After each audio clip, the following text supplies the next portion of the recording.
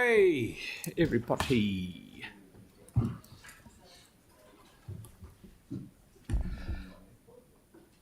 Good morning, everyone, and welcome to today's information session. Before we start, a reminder that this workshop is being live streamed. However, while this workshop is open to the public, it is for staff to provide guidance to elected members, not a forum for debate or decisions. It is also not a forum for public to provide input or bring other matters to the attention of the council. If a member of the public does want to provide input, please talk to staff and they will help you have your say. Apologies, at this stage I've received no apologies. So the first one is I'd like to welcome Bede, Russell and Peter, they're all there, to give us an update on the annual plan. Welcome.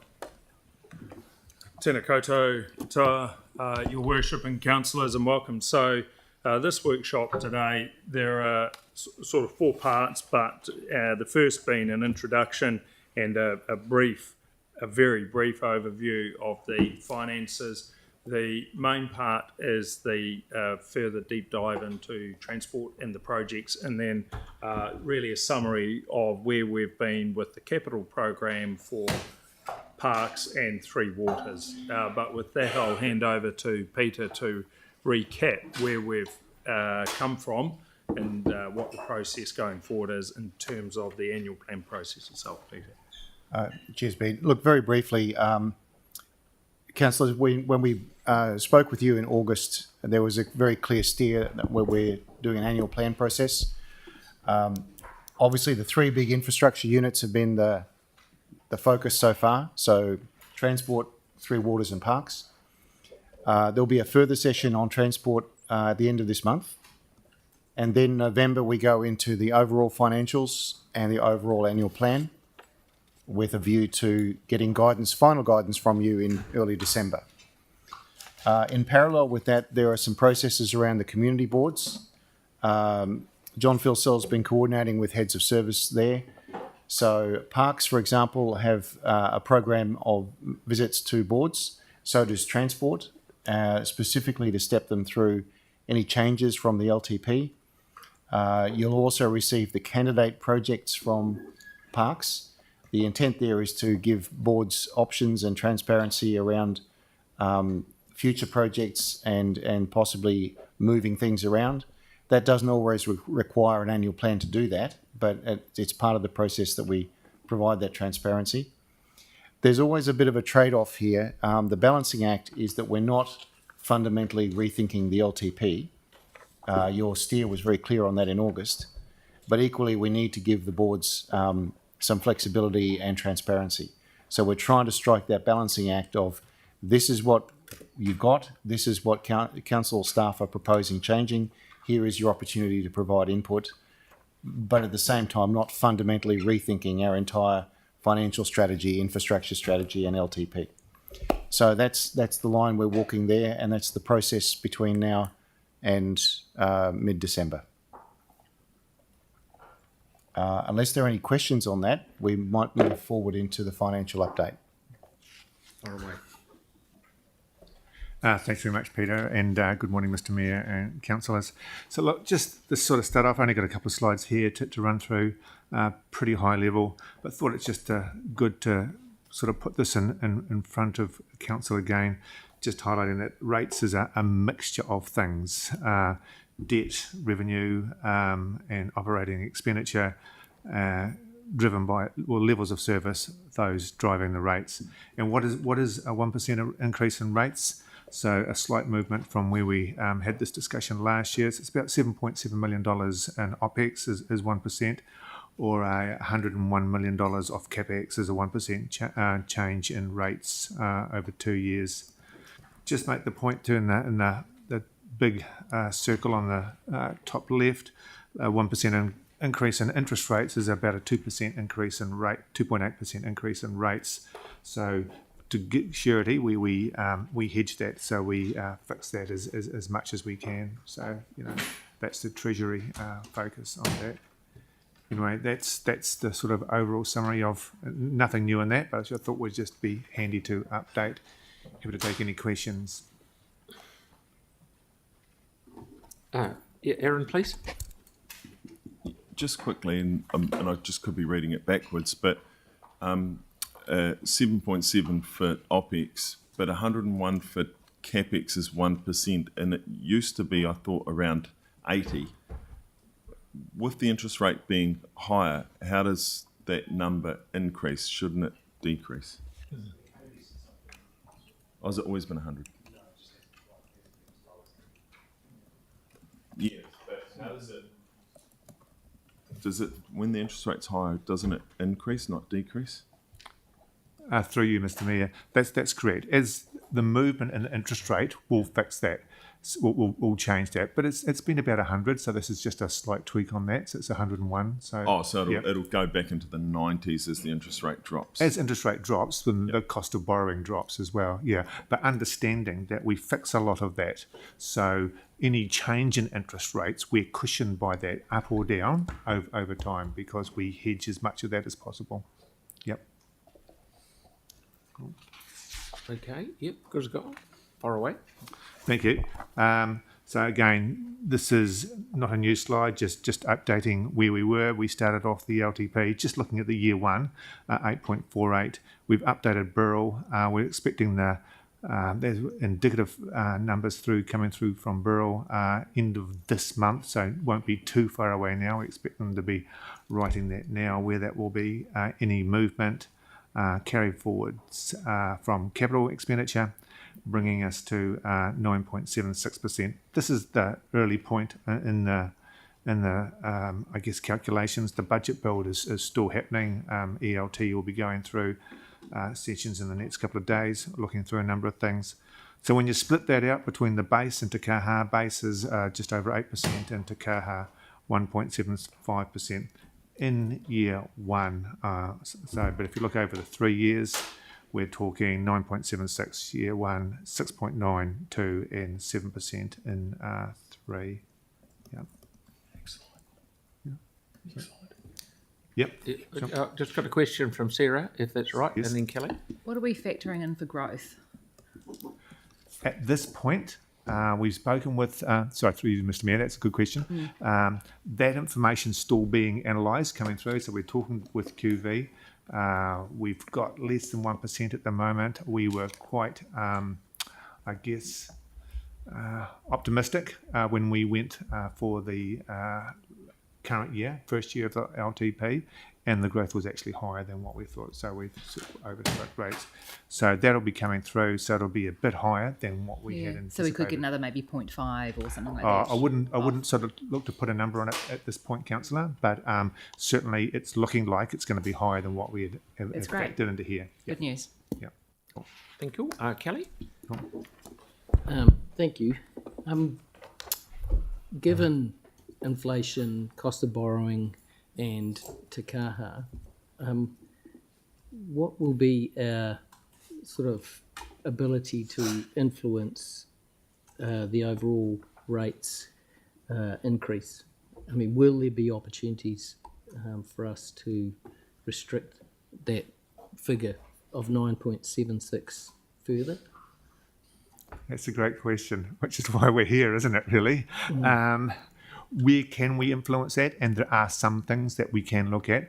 Growth, as Councillor Templeton outlined, is one of those things. I guess a wee bit of outside of our control, but it will have an impact on here. And because of a lot of our debt is fixed, then there's a lot of costs in council that are fixed. There's limited, without altering levels of service, it is difficult to have significant change on any of the numbers. Yeah, but there'll be more work coming back in November. Like I say, we're working through the budget build to put those where we are. And really this is, as Peter has outlined, this is year 2 of the LTP. So there shouldn't be significant change at any rate, unless the world has changed a lot, and it hasn't. A lot of this was already in play when we set the LTP. Yeah. Okay, thank you. Sam? Yeah, thank you. So the first one is, I guess, if we've updated Burl. Yep. My understanding is, I'm hopeful that because we've got to the end of June, that actually there'll be some more reflection from Burl, because in and it's the frustration I raised last time, was that we struck an LTP, then Bill came out again and said that it's gone up, when actually we seem to take the increases, but we don't necessarily take the decreases with estimates, and so I'm keen to understand the timings of those. The other one is just what I reiterated last time, is the options presented to council to mitigate the increases, because we've already got a commitment with the community, and this has gone up significantly from that. And the other thing, and Mary, it might be something potentially the team can take away, is I just wonder, if you think about what we've baked into the long-term plan, our CCOs, and actually we've sort of projected a continual increase in the contributions, but actually we're still in quite a difficult economic environment, and I'd quite like some advice on, it may not be a simple solution, but something more longer term to understand what we can do. We've got annual reports coming tomorrow to F&P, for example, that show there are cost pressures within those organisations as well. So quite keen to understand, but really just want to understand at what point options will be presented to council to make decisions around how we reduce that number, because it's that this isn't going to fly. Well, certainly in my view, it might in others, but not mine. Okay, through you, Mr. Mayor. They're good questions, and some of which I can answer.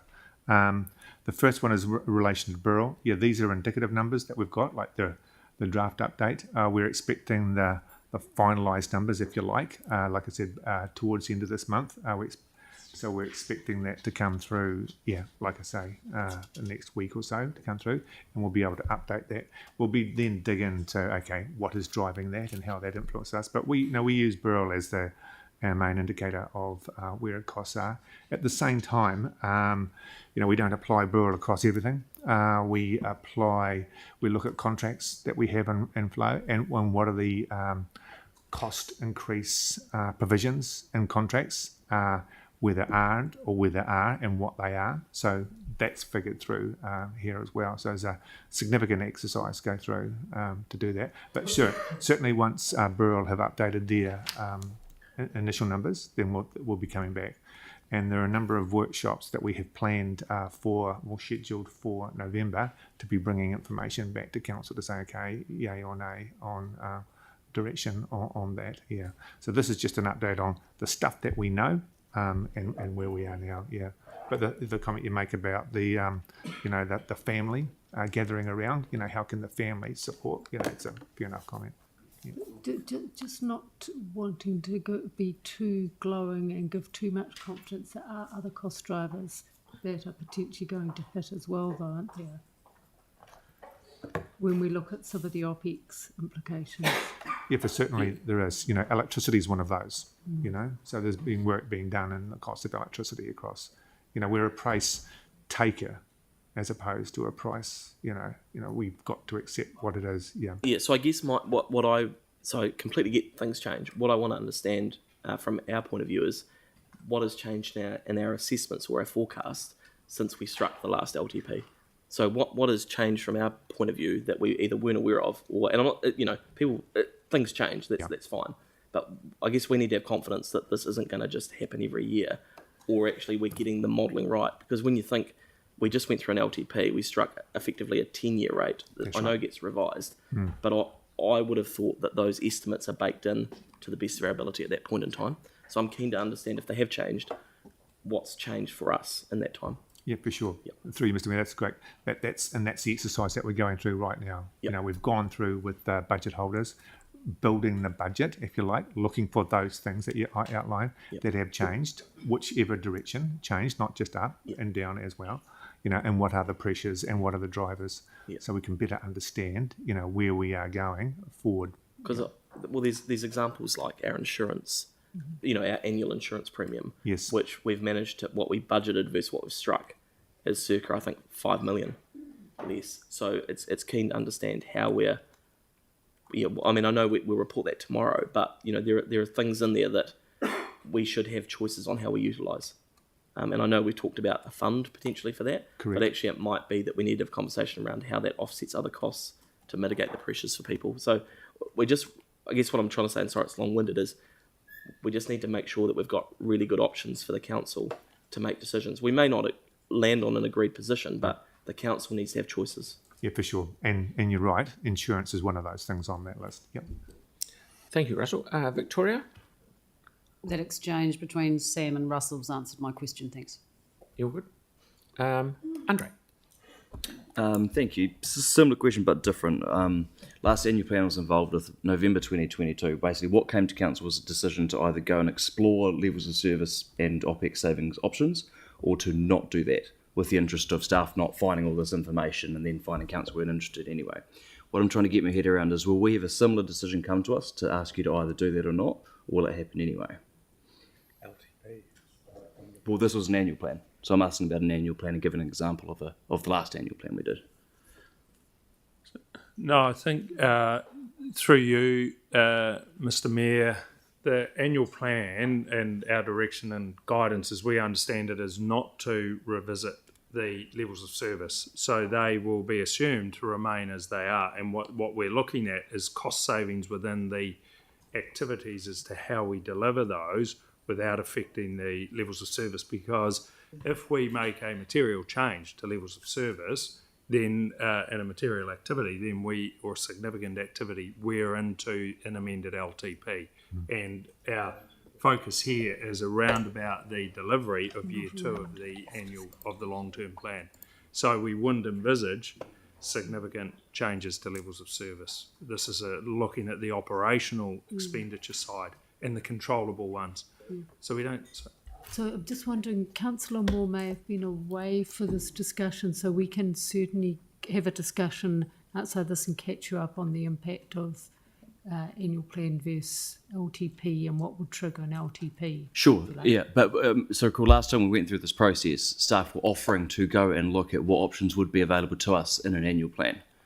But what I'm hearing now is that we won't be looking into what options are actually available in terms of OPEX savings and levels of service. And we're not, yeah. So the things that were identified in the LTP to be considered in this annual plan will be coming back to you to be considered. There won't be anything new that, based on what the council had previously decided, won't be anything new that can be triggered now without us actually, that would trigger an LTP, because council decided not to do an amended LTP in this annual plan. Okay. So basically what we're saying is there's no chance of actually looking at levels of service or OPEX savings that will get this rates down. You could do it, but it would trigger an LTP, and this council's already made the decision not to do that. And I think that might have been while you were away, but we can catch you up. If we get to the point that we make changes that are significant change to a level of service, we trigger having to do review the LTP as well as the annual plan. Yeah, what I'm talking about is changes that are not significant enough to drive that. Right. Yeah, and that's what staff are offering to look into us, or provide options on in November 2022. So what I'm trying to figure out is how can we get staff to look into those same options that they were offering to look into in November 2022 for that annual plan. Some minor ones. Well, yeah, or whatever they're able to. And the advice was, yeah, we can go look at things, but we're not going to go and do all the work if there's no appetite or interest in us looking at it in the first place. So then the decision was to say, no, don't look at it. But how do we at least have a decision on let's go look at it? I don't think there's time and scope now. So there's a number of things that you identified in the LTP that you wanted staff to review and bring back for the annual plan. So those things are being worked on and will be brought back. If you're now asking to go and do a review of all the levels of service in time to get this annual plan across the line, I'm not quite sure that we would have time. But it's not. He seems to be saying that there was some tinkering around levels of service that could be looked at, that staff should be looked at. If that's true, then let's look at it. But if it's not, I mean, I guess what I'm saying is whatever there is capacity to look at, and what wouldn't trigger a long-term plan change. Because we don't want to get into that. Yeah. It doesn't. No.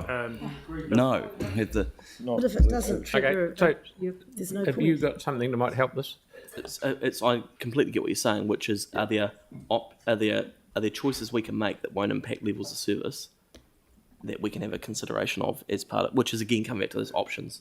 So we'll right. Look at that. When I think what might help is when and it is a line by line analysis that the finance business partners with the activity heads of and managers go through.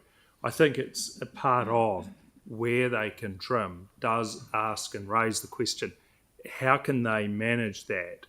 And it might mean some tinkering around levels of service, but it's pretty modest because it doesn't make any significant change. But what we do look at and we'll bring back is here are some downward movements as well as the upward ones, to your point, through you, Your Worship, Councillor MacDonald. There are some changes. We're looking at those and we will bring them back for you to get visibility over and make those decisions about. But we want to make sure we've done it in terms of what the overall budget looks like, and that's the process we're going through at the moment. Through the chair, could I just maybe, and you mentioned it, Mary, that it might be good for staff to go offline to just clarify what the levels are, because that's what we're really talking about, isn't it? That will not trigger a review of the LTP. So that would be just a heads up, and what can be and what the level is would clarify the question, because the question is what can be done, what can be managed, what can be changed, what can be adjusted. That's really what you're after without triggering the LTP. So it might be better to take this offline with Andre and the staff just to clarify. Yeah, but it's also something that we all need to do. I think my microphone been shut off permanently. But it's something we all need to be doing as well, though. So it's something we spent so little time on in the LTP. I really still can't understand why. And it's something we need to do this time with what we're looking at. So, bearing in mind, Christchurch has been doing this for 14 years. Well, not since I've been here. Can I just say, you said, I think at one point, there's a percentage of a rate either increase or decrease that would trigger, and that's quite low, isn't it? 1%? No, it's not so much about rate increase. It is about impact on significant change and changes to levels of service, which are the particular trigger, and then you'd have to take into account rate impact as well. All right. Yanni, please. Yeah, thanks. I mean, this isn't a new question, but the cost of te kaha, we've seen the court theatre do things like, buy a seat campaign. Is there any other activity happening to try and offset the biggest cost that we face, which is the cost of te kaha? Whether it's, looking at financing of individual seats. I know we've done the naming right deal. I think we've approached regional councils as well, but VO tomorrow. It would be. Yeah, VO will tell us tomorrow they'd be right in the hot seat. Right, so we can get a really good understanding if there's anything that can be done to reduce that percentage amount. In the past, like they've ruled out things like a ticket levy initially. We've had no regional contributions. Yeah, that number there, the 1.75, that is the building of it. But I understand that. But it's the OPEX of it, which is the expensive bit, which you can drill on them tomorrow. But the CapEx is also the expensive bit, right? And if you look at other ways in which stadiums have been financed all around the world, there's a whole bunch of seat campaigns. We saw 25,000 people sign a petition to put more seats in. We see the court theatre doing creative things to raise revenue to help pay for their building. Yeah, it would be really good, I think, to look at what the opportunities are. They're doing that. Yep. And is that feeding into our budget or not? Not into. It won't be into this figure, will it? Well, isn't that the kind of problem? No. When the Te Kaha project was approved, there was a funding model put in to support it, which is essentially by way of borrowing what was the balance that was left. So that's the model that has been used, and that's what's driving that figure through you, Your Worship. The budget did include potential components that were going to be raised via sponsorship or third-party funding. So VO's the people to ask about that tomorrow. Okay. Cool. Thank you. Tyler, please. Kia ora. Two quick ones. The first one was when Councillor Moore raised the OPEX savings for the long-term plan by peeling off 2% of buying new books, something like that. The key issue I'm trying to figure out is it's obviously definitely not based off a percentage, and it's not based off the rates impact. It's based off the levels of service.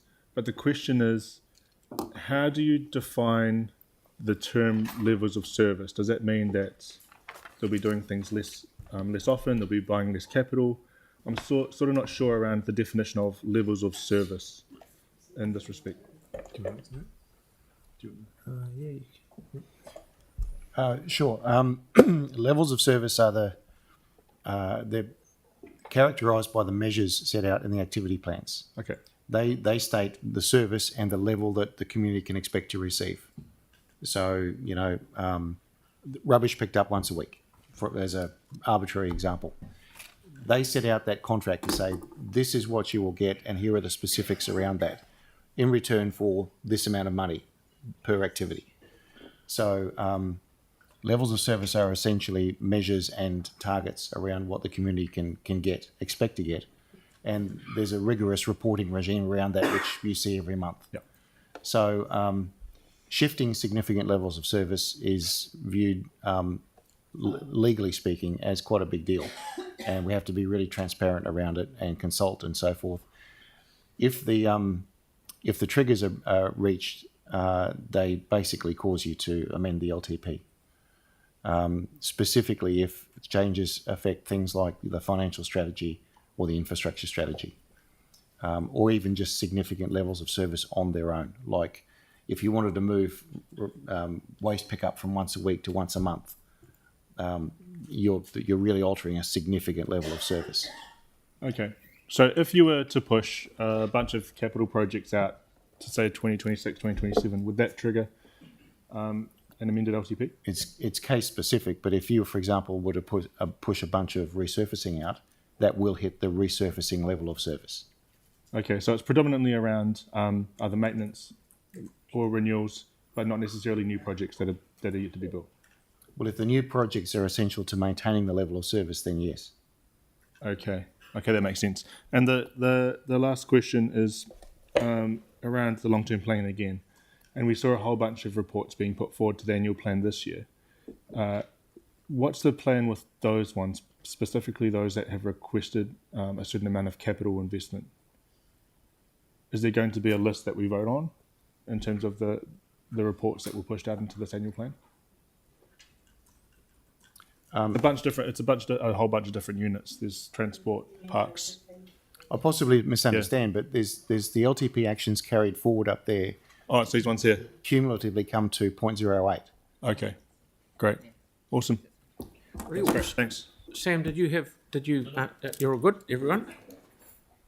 Aaron, did you? Yep. Yeah.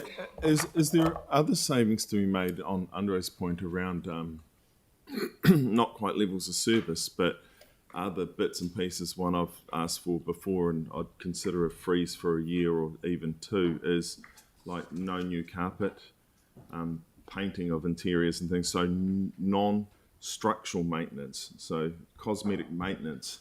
Does it need doing? Because what does it need doing? Through you, Mr. Mayor, that's a good question. What other things that we're doing that we can perhaps hold and push out? But, there's often those things come back to, bite later on.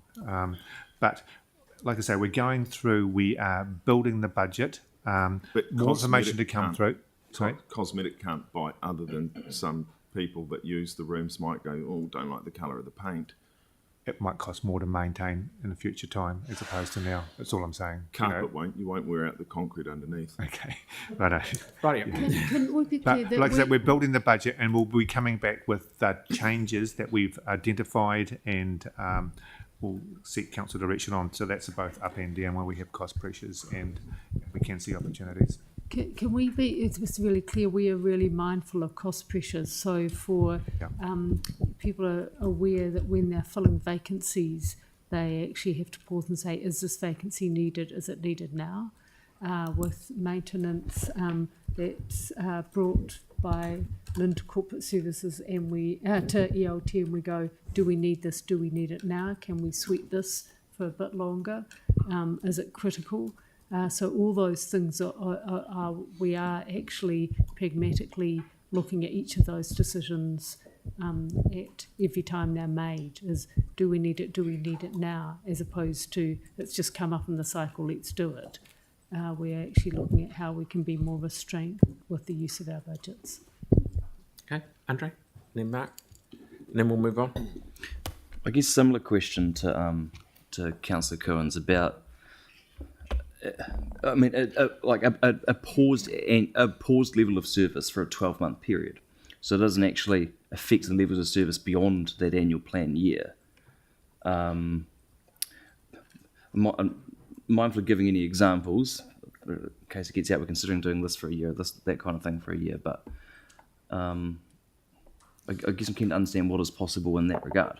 I wonder whether it would be best if we go away and do some thinking and come back with examples, because actually it's probably going to be easier to comprehend if we say this would trigger, this wouldn't trigger. That sounds good. This is an example, this is an example, then talk about it hypothetically. And to that, we want to bring back what are the top cost drivers as well. So you actually see, in terms of our operational budget, what is it? Is insurance, energy, repairs and maintenance, and bring that back so that you get visibility on exactly what is the top drivers and on a line-by-line basis. And to the point that Chief Executive has made, bring it back and give some thinking so that you can see how those sort of costs are managed. Nice one. Cool. Thank you. Okay, Mark, then Yanni, and then we'll crack on. Thank you.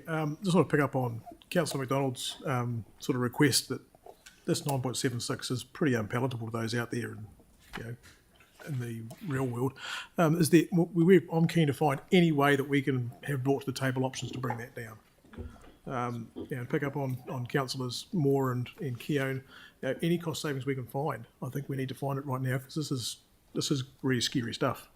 Okay, Yanni, please, and then we'll move. Sorry, I just think, the staff and the council are in the world as well, so I don't think that's really fair to say that about the council staff. I'm sure that they're very mindful of the pressures that everyone's facing. And so I just think, like, during the LTP, we had a number of presentations from staff over things that we were going to do differently to save us money. And, some of the things that came to my mind were, instead of using consultants to design and draw up stuff, actually bringing some stuff in-house where we actually do it a lot cheaper than what the cost of the consultant would be. And I'm just wondering, is there a way that we can kind of get visibility of the projections that we thought at the time around the benefits of those changes and how they're actually manifesting? I mean, there was also things that I was keen for us to look to do more of as a council rather than outsource. But I'm just wondering if someone is actually looking at, we said in the LTP that we would hire more people directly rather than design more stuff out of house. Yep, and what's the benefit being? We are coming back with the advice about those resolutions and those queries and that information. They will be coming back. So there's some work on contractors versus consultants versus staff, and it will be coming back with advice and all the other things that you made resolutions on will be coming back with advice. Is that tied into the notice of motion that Councillor Keown did? Like, when is that work likely to come back as well? Is that shortly? That's the infrastructure. That's been back, hasn't it? Yeah, so we're bringing back a report on that. There's been a workshop, and we'll bring back a report on the infrastructure working group through your worship. I think the workshop might have been while you were away, Yanni, so again, Luke could update you on that. Yeah, I just think looking at the cost of what we're doing and how we're doing needs to be something that we do. The other thing, Yanni, you'll see next week is the annual report, which shows an increase in overall staff numbers, but which is reflective of the drop in consultants as well. So, which is great. And we asked at Audit and Risk the other day that the commentary is updated, so people just don't go, oh, why have we brought on all these extra staff? But it's reflective of the in-housing of a lot of stuff as well. So that should be out. It'll either be the end of this week or early next week. And the maintenance and the park, the initial feedback I'm getting is people are a lot more happier with our parks maintenance now that we've brought it in-house. But I think just being able to see the financials around the decisions that we made and how that's tracking is important. Yep, couldn't agree more.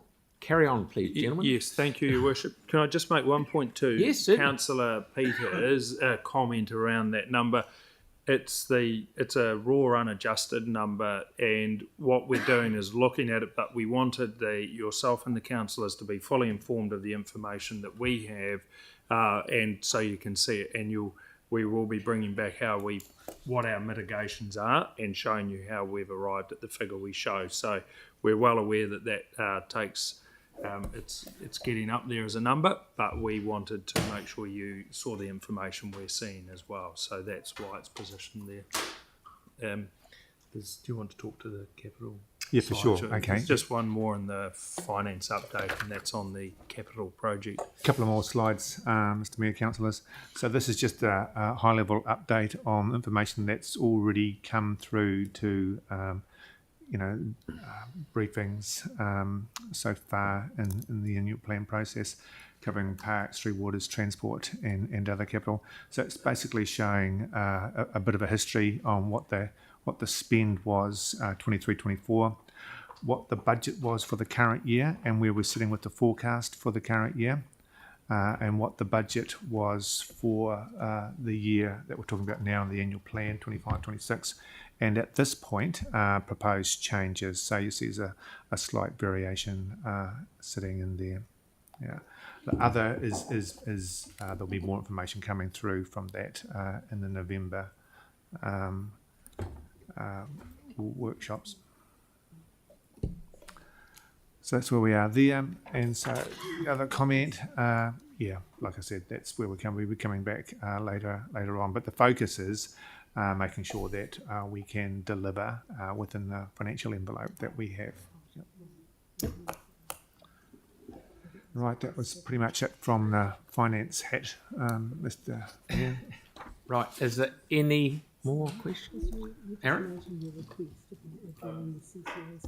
Just on the, because people often are happy to add capital programs. Yep. And it's $100 million, so is 1%, so it's easy. This one's only 20 million, this one's only 50 million, so on and so forth. But capital programs are different. There's one lot that save you money and one lot that cost you money. Like if you replace a pipe that's been leaking for the last 10 years, once you put that in, you've got a whole lot of savings for decades until it starts leaking again. And then you open a facility that might be heavy on staff that has a huge OPEX out the other side. So how come we don't have kind of two different CapEx numbers? There's one with a tail and one without a tail. So sorry, Mr. Mayor, that's a good point. You know, there's different, I guess, categories of capital expenditure. So you build a building, then you've got to look after the building, don't you? You know, so and staff it sometimes, or put in a collection or whatever it might be. So at this stage, we're just looking at the capital changes for that. We're not, you know, the OPEX changes should filter through to the budgets that are still to come through. Also, remember though, you make the point, you know, like $101 million is, 1% of rates over 2 years, but also, you know, it takes, by the time you repay the interest and the principal, it's actually repaying $200 million. You know, so it's quite a significant thing. So a small amount can become a large amount quite quickly. Yeah, but you saw that's as far as the OPEX goes, that should be filtered into the OPEX budgets as well. We don't classify it out here, but you know, when you look at project by project, this is the cost of the capital project, but the OPEX, I guess,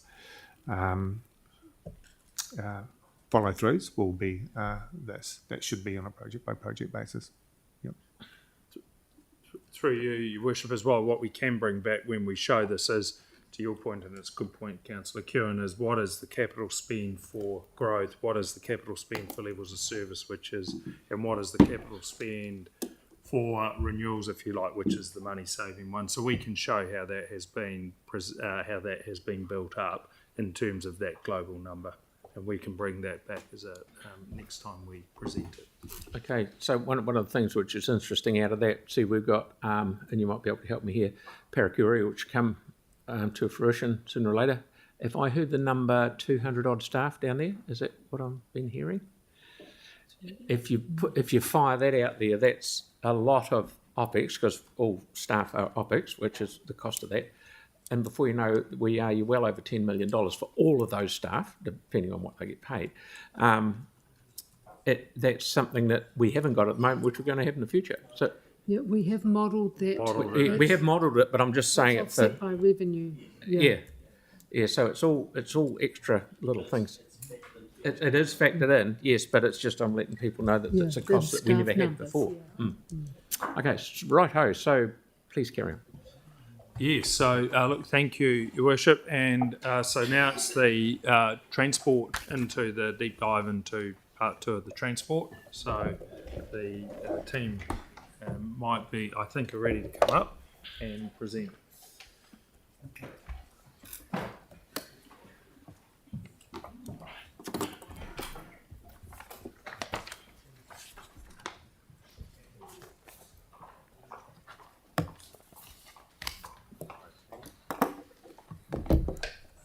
It's just me today, sorry. I think Tony's going to come.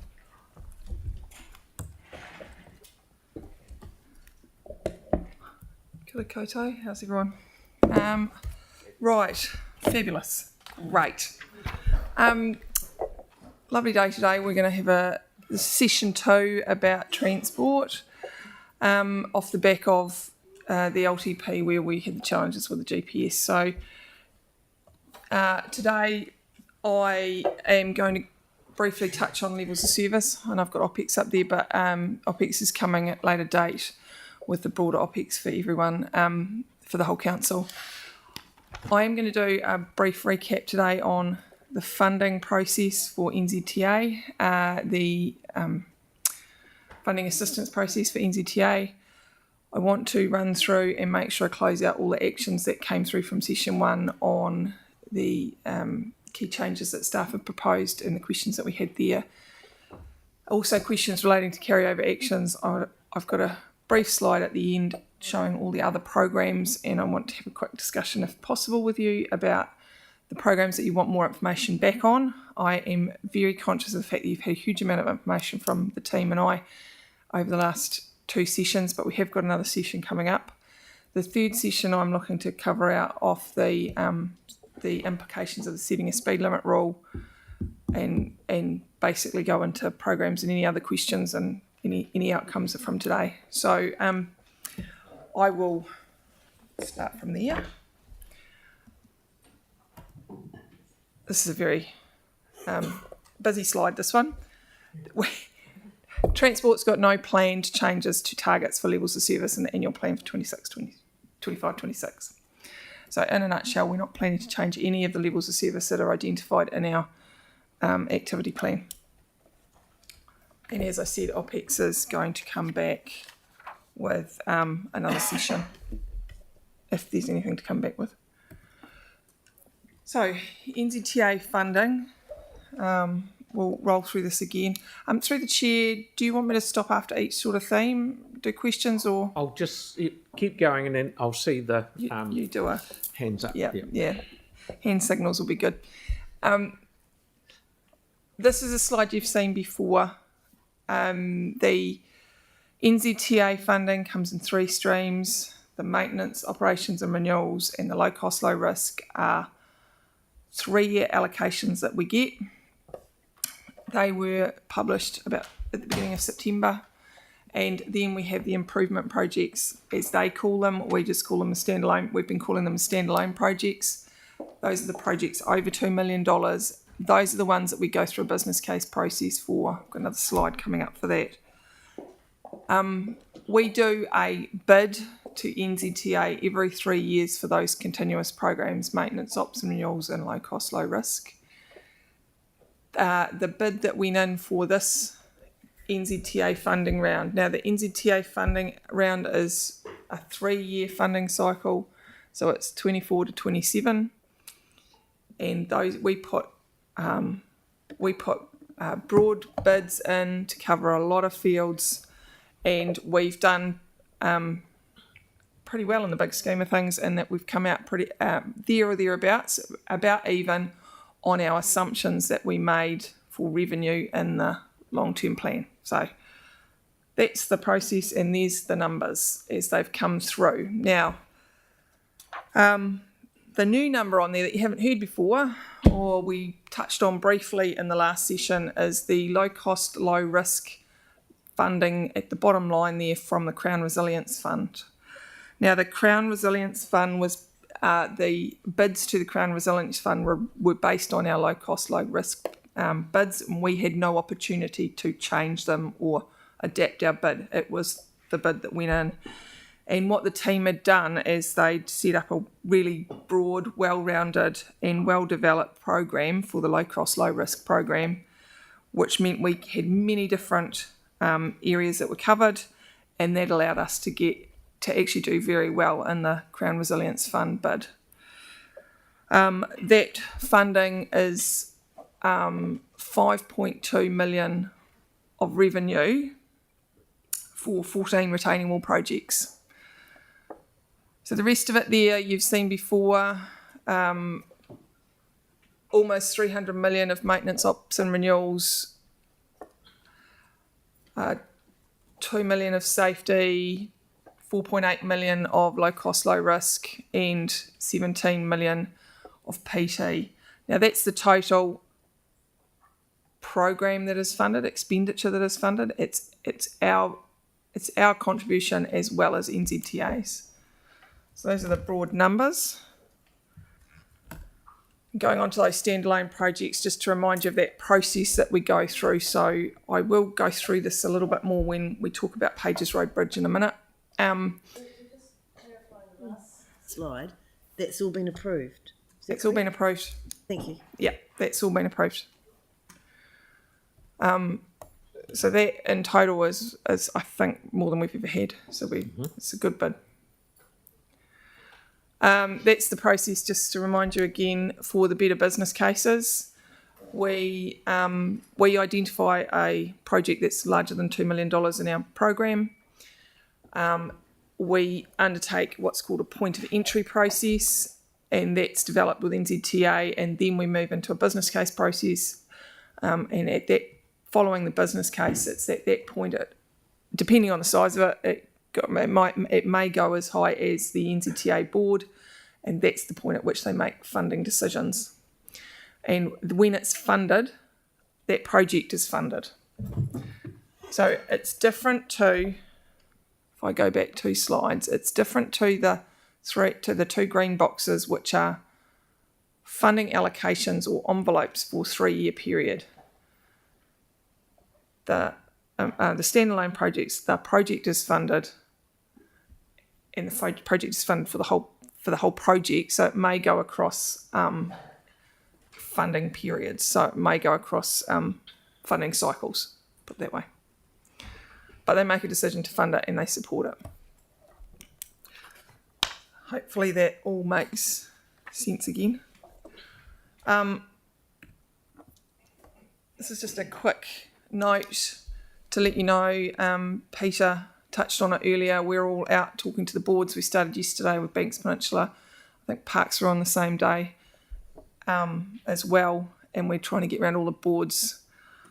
Waipuna and Waihoro, you get to see us on Thursday, see the team on Thursday, and they'll talk through the programs. And we are aiming to do that every year. We did it last year, we'll do it next year.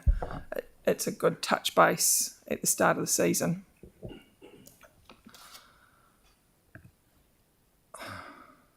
Right, that's really tiny. I apologise. It's probably easy to read on your devices, but that was my summary of the questions that are coming through. There's one in there that got a bit missed out. That was the trees. I will come back and touch on trees because that has an OPEX impact as well in session 3. Lynette, would you mind just going back a couple, please, where it says working, that one. So just and I think you said you're going to talk about Pages Road Bridge in a minute, but at the moment, where Pages Road Bridge is business case, is that? Yeah, we're in the business case process. Right, but I am going to show you that where we're at in that process with Pages in a second. Yeah. In fact, I'll start on Pages Road Bridge. There were 2 questions, and these are snips from other reports that have happened and from the system. We were asked where the budget's sitting. So you've got a print of where the budget sits across FY25 to 30. And the breakdown of the costs. So in essence, the initial breakdown that was provided for the report that went to council shows that the bridge and approaches, the bridge structure itself and approaches Pages Road, the intersection on the New Brighton side of the bridge, and the build up of the approaches are sitting at around 60 million, and the remaining works are sitting at around 20 million. We are the business case with NZTA is taking into account the structure and the approaches. So that's what the business case is, and that those costings and those costings are continuing to be refined, given the more information we get as we go. But that's the work that's going on with NZTA at the moment. So if I take that diagram that we had before, it looks a bit odd at the moment, but we are still in that first stage of this discussion. Even though you as council have gone through and made your decision to move it forward, we are still in that early stage with NZTA. We included it in the LTP. It was included in the NLTP announcement. But remember, the NLTP announcement relates to the funding, and the only information they worked on was the funding in the 24 to 27 period, which was the $13 million. That's why the press articles quoted 13 million and the government announcement quoted 13 million. The business case that we are developing, the point of entry and business case that we are developing with Waka Kotahi is for the whole project. It's for the whole of the bridges and approaches. So the 60 million. The 60. Yeah. Okay. We have just completed and had approved the point of entry. The point of entry. So we've got through the first step, and it is the first one in this NLTP period. The team told me yesterday from NZTA, so that's good. And it has been listed in the NLTP as probable funding, which means they have funding set aside to support the project moving forward. But we have to go through the business case, and because of the size of this one, it will go to the board. So we're working through it. Look, the team have done a lot of the work that needs to be included in the business case. It's getting it all into the system, documenting the logic and the rationale, and getting it through their systems. So on a good day with the tailwind, when would the business case be complete, do you think, off the top of your head? Early Q2 next year. Mm-hmm. So it's months away. Okay. Yeah. Yep. And that's on a good day with a real tailwind, where everything being equal. But look, the team are working in that way, and we're getting good people in to help us get it moving forward well. Okay, I've got two questions, one from Sam and one from Yanni. Hey, thanks, Lynette, for that. Two things. So we had Nicole Rosie here from the Chief Executive NZTA, what would have been a month ago? Mm-hmm. Yeah. And she had Richard Osborne here with her. And they were talking about sort of working lock and step with us on that project to make sure that the project was aligned with expectations from NZTA. But there was also the conversation around if we wanted to add more value to the project, how we could do that as well. So say if NZTA would fund two lanes or 3 lanes but no cycleway, we could have a conversation around that. Are we working pretty closely with Richard so that we're not reinventing the wheel and we're not sort of going down a path that won't lead to funding? Yeah, in fact, we had that very conversation yesterday with the investment team. It's not so much Richard, but the investment team. We had that very conversation yesterday that nobody wants to redo work, but we also don't want to undo the good work that has been done. And we don't want to overcook things either. So we are working really, really closely, and the investment team at NZTA are working really closely with us as well. They've been great. It's been great. And the other one, and I guess it'll come up tomorrow at F&P, is around the budget. We talk about 60, but the forecast is actually 80.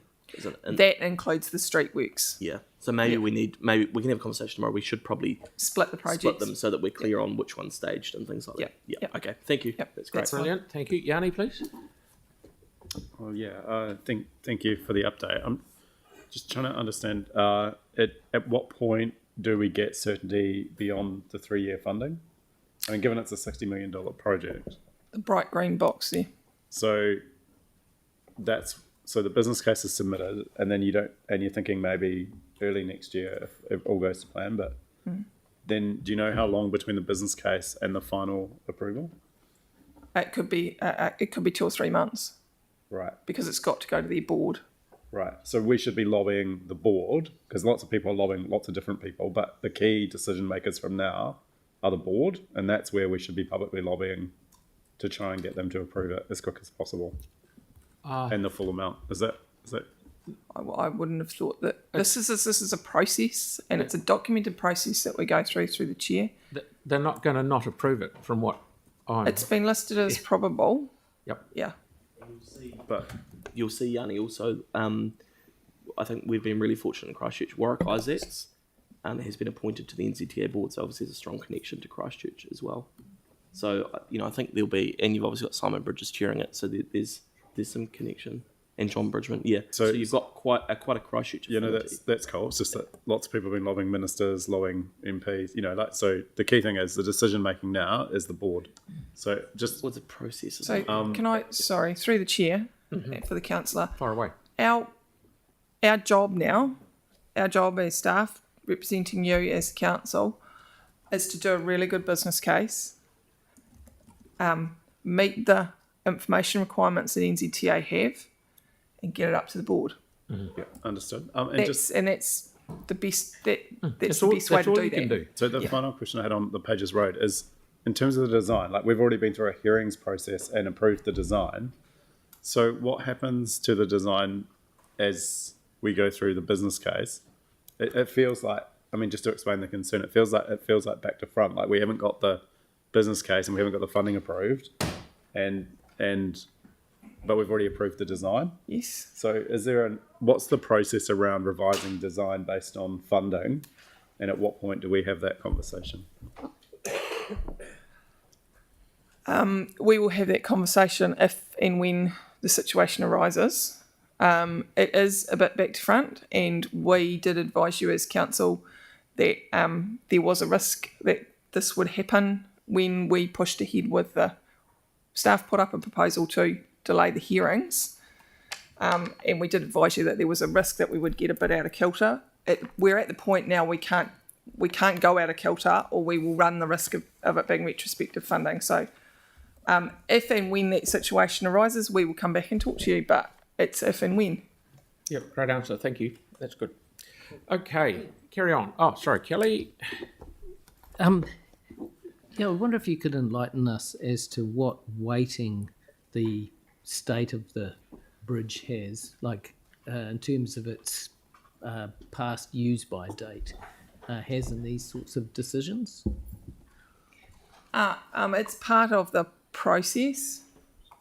I'm trying to see who's. Oh, they've all deserted me. They're working. Yes, they're working hard. The current state is part of it, and it is, and it has been determined that it is at end of life. So that means the bridge itself and the replacement of the structure is an end of life structure renewal. So it helps us move through this process slightly quicker and in a more simplified way than if we were replacing something before the end of its life. How much quicker? Because it doesn't seem quick to me. Sometimes on these big projects, those business case processes can be cut with 3 years. Oh, okay. Yeah, so it's quick. We come quick. And the team at NZTA are working with us to make it as quick and pragmatic as they can. Okay, thank you. Okay, all right. We won't have any more questions, and then we can be quick. So the next topic on the list for response, I've gone a little bit out of order on these, was transport choices. I got asked what the current status was in February this year. Staff went to the Finance and Performance Committee, and they they reported back on the fact that the SURF program, the Transport Choices program, had been stopped by government, and I'm just finding my update, and the decision was to pause all work on all funded. There has been no other decision to date. So the pause was on all unfunded projects, including the Westmoreland Cycleway, the Te Aratai Cycle Connection, improving Bromley Roads, and the Little River Cycle Link connections, including Simeon and Aidenfield. So that's where we're at with it. There's been no decision to restart any of those projects, and in fact you've got a couple of them in the list today to talk to.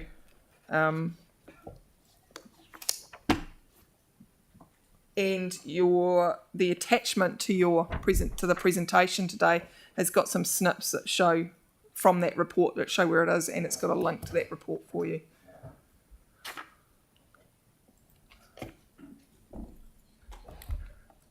I'll move on. Oh, sorry. Some of the Transport Choices ones have been funded through CRAF budgets as well. So that's why I was kind of keen to get like that table updated with all the different ones, because as people will recall, some of the CRAF ones got put into that, and then because their funding got cut, then they got taken out. But also we had a specific council resolution for consideration of a number of the Transport Choices ones as part of the annual plan, the LTP, or the annual plan. So, yeah. So the council resolution resolves that all work will pause, and that's in your attachment list, resolves that all work will pause on the following Transport Choices projects, and they will be assessed for inclusion in a future long-term plan or annual plan. Yeah, sorry. The Westmoreland Cycle Connections, the Te Aratai Cycle Connections, the Little River Cycle Connections, Simeon and Aidenfield, and improving Bromley Roads. It resolves that the Richmond Greenway and the Linwood Roading Improvement will be returned to the Community Board to be prioritised as part of the CRAF program. So that's what's happened, and the community boards have made decisions on both the Richmond Greenway and the Linwood Roading Improvements. Yeah, got it. So those two have both gone back to the boards, and the other ones, there's two that have been brought forward, and there's 3 of the 4 are being discussed today. And what's happening to the 4th one? It wasn't asked to be brought forward as a consideration. The Westmoreland Cycleway wasn't asked to be No, it's part cycle of the connection. but it's part of the resolution. Yeah. To be assessed for inclusion. Yeah. Assessed. Yep. And as a council, you didn't want us. It wasn't brought forward. Okay. Thank you. Good answer, Tim. Yeah, thank you. With regards to the Westmoreland, I'd really like a discussion with you and your team offline. Yep. As the time, I made it really clear in my concerns of the design and the shortcomings I believed, and I would really like, because there's no question I'm supportive of a connection there. Yep. But how it's done and what it is absolutely crucial. Same with Te Aratai. Okay. Righto. So, move on. So the other one, I think this was Councillor Coker asked us about the current state of the PT, and I think it was Councillor Moore as well, current state of the Lincoln Road PT project and where it was at. So in a nutshell, we've got a draft business case that was developed under the previous process. We will have to run it through the current process for NZTA, but it's a long way down the track. There's not a lot of work to do to update it. Delivery was originally planned as a combination of funding through the CRAF program and council funding. We've done some really good looking at the expected delays along there, or the current delays that are experienced along there. This is not the section where the main delays are occurring, and we believe in the recent round of the NLTF funding, it got a really good score against the alignment with the GPS. So we believe from a council perspective, it would be a really good idea to get the business case up and running, get it in the drawer in the next sort of 6 months or so, and have it ready to be able to leverage the potential that other PT projects won't happen in the back end of this NLTP period, and we will get NLTP funding for it. So we think because it's got really good alignment, we should put it in. The issue we've got right at the moment, because we're right at the start of the NLTP period, is that the PT activity class is maxed out. But that changes as we are aware through the 3-year period. And right at the moment, ECAN have advised that they haven't got major concerns with delaying this this project for a little while. Mm-hmm. So that's hence our proposal in the LTP. But get it in the top drawer so you can. That's what we would like to work do it with out this one. in the Yeah. drop of a penny. Yeah. Okay, so we've got Andre. Thank you. It's possible just to get or see something in writing from ECAN, because they don't have any concerns about a key route being less efficient for another 3 or 4 years, and a half-done bus lane, and the impact that would have on routes and times and everything. If they don't have any concerns about that at all, I think they're nuts. That's their job, is efficient bus routes. If Yeah, it they don't does. have concerns about a much less efficient bus route for that many years, what are they concerned about? You know? Through the chair, I can get something in writing if we. Yeah, cool. Thank you. Brilliant, brilliant. Mark, please. Thank you. I can kind of understand your logic around that one. Yep. If it's not causing delays on the buses, then get it to the top drawer and we can park it until we need it. Well, from a staff perspective, it's about future-proofing it. Yeah. But more concerning on that graphic you got there is Riccarton Road. Is there a project for doing PT priorities down there? Because that shows up as quite horrendous on that. Riccarton Road. Riccarton Road.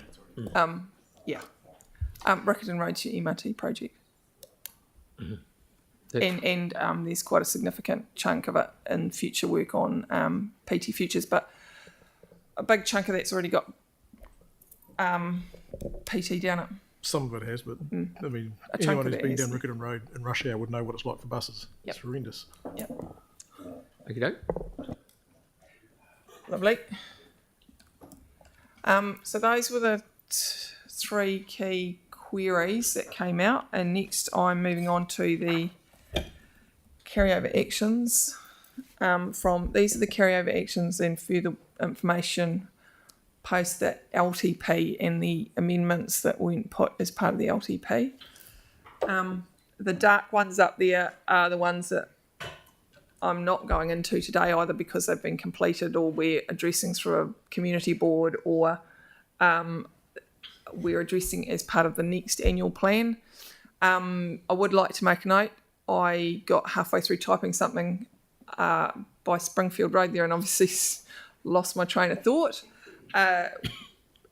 There has been an issue raised with regard to pedestrian crossing points as part of Springfield Road. The wider Springfield Road assessment for lights and other major impacts will be coming back for the annual plan, but I've asked the team to look at, as part of the minor safety interventions and minor safety program, whether there can be a couple of pedestrian refuges put in down there that won't cause big impacts, but will have a big impact for the community trying to cross that road, because it is reasonably quick and it is reasonably wide. Especially down at Springfield, Eberley. I think that's one of the ones that's where pedestrians struggle to get across to Eberley Park. To go through these, I'm going to work through these. I think I've managed to work through these ones in order for you. Bromley Roads. There's quite a substantial amount of information in your attachment with regard to all the work that's been done on Bromley Roads.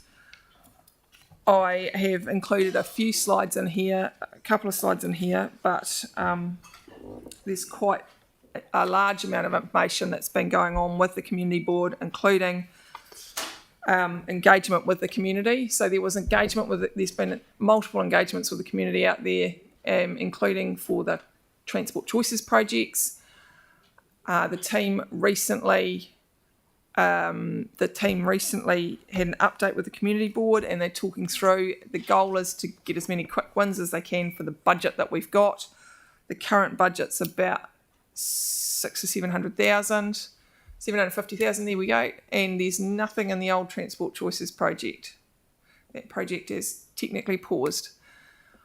If we want to do more, I would recommend we leave it in the improving Bromley's roads, the BAU project that we had, and we keep going with what the community board priorities are.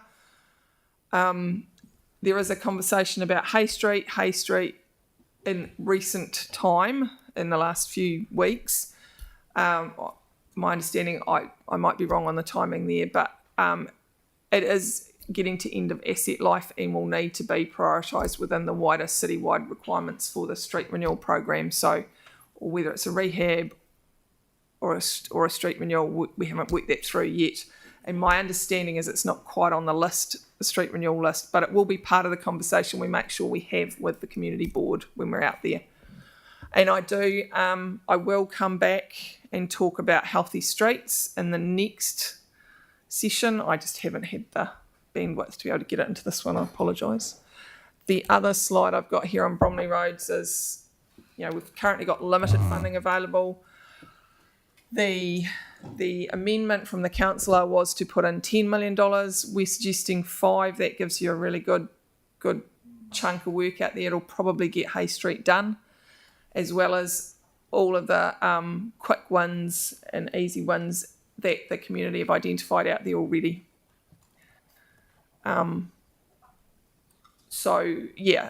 If we put 5 million on budget, there's your rates impact out to that side from my point of view. Right. We could do the street renewal for Hay Street, and we could do a number of quite substantial quick runs around the area to the main. Did I get it on this one? The main concerns that were raised by the community were particularly speed, heavy vehicles using, residential streets, and pedestrian safety. So that's what the team have been looking at focusing on. Okay, got a couple of questions here. Tyler first, please. Kia ora. Kia ora. This sounds really cool. Good job, Yanni. Just a question around the 5 mil. Is that new money? That would be new money. Okay. And referring to that, I don't know if you've hit it yet. I think you might have. It is the slide that has Bromley School and stuff on it. Bromley Transport. In the attachment. Yep. It's not on here. Sorry. Oh, I see. I've Okay. only got I haven't got the picture on this one. No, Sorry. that's fine. Yeah. So those sites here, you see additional sites. That one. Yes. Yeah, those are the ones that Yep. So you see additional sites here. Are these ones to be added after community consultation? Yep. Okay. And those are largely the sites that have been discussed and were discussed as part of the transport choices. They might tweak it a bit and further work with the community. Yeah, awesome. No, that's great. Thank you. Okay, Yanni, please. Yeah. So, love it. In 2022, we were told that the transport plan would be presented to inform the LTP, the 24 LTP. Like, that hasn't happened. I'm just trying to get an understanding. I was also then told that we would be consulting in the first quarter of this year on the actual transport plan. Again, that hasn't happened. I'm trying to just understand in terms of, like, what is it that we need to get the kind of list of things that are being done? Because although there's been some limited consultation around transport choices, obviously there's a lot of other stuff that was going to be looked at in terms of just a local transport plan. And the problem is that we've never gone to the community with the stuff that we've currently got on budget, the stuff that we don't have on budget, and said, what is it that you'd like in terms of priorities? I'm just trying to figure out how we can actually do that, given that it was supposed to be done as part of the LTP, it didn't happen, supposed to be done as part of the first quarter of this year, didn't happen, and now staff have come to community board at 2 non-decision making meetings and said, here's our priorities, we're just going to progress these. But there's been no formal decision making around that, and the budget is being taken. Through the chair, can I just check with the councillor? You said you wanted a plan, not just a transport plan. The project here is about improving Bromley's roads, and I'm here to talk about transport. Yeah. No, it is. What about are transport. you? So like, for example, like what we were told in the presentation was investigate local traffic conditions and issues, develop a long-term work program for the next LTP 2434, right? Hay Street was already identified 5 years ago as needing renewal. That's what I was told. And that's why I've always put it forward as a renewal candidate, and it hasn't attracted money. And then I was told we need a plan for the area. So, which is cool. But I'm just trying to understand, like, how we can put in something that's simple and easy to understand for the community to make submissions on for the annual plan around that transport plan, right? Is there a way that we can do that so that people can see, because we've got a whole bunch of program budget of work that's probably happening as well, but we don't have visibility of that yet, but we will. And there'll be things that people want and things that people don't want. And I'm just trying to understand where the process is around actually coming up with that plan so that we can present the information in a way that people can understand to the community for feedback before decisions are made around what the priorities are. Sorry? Yeah.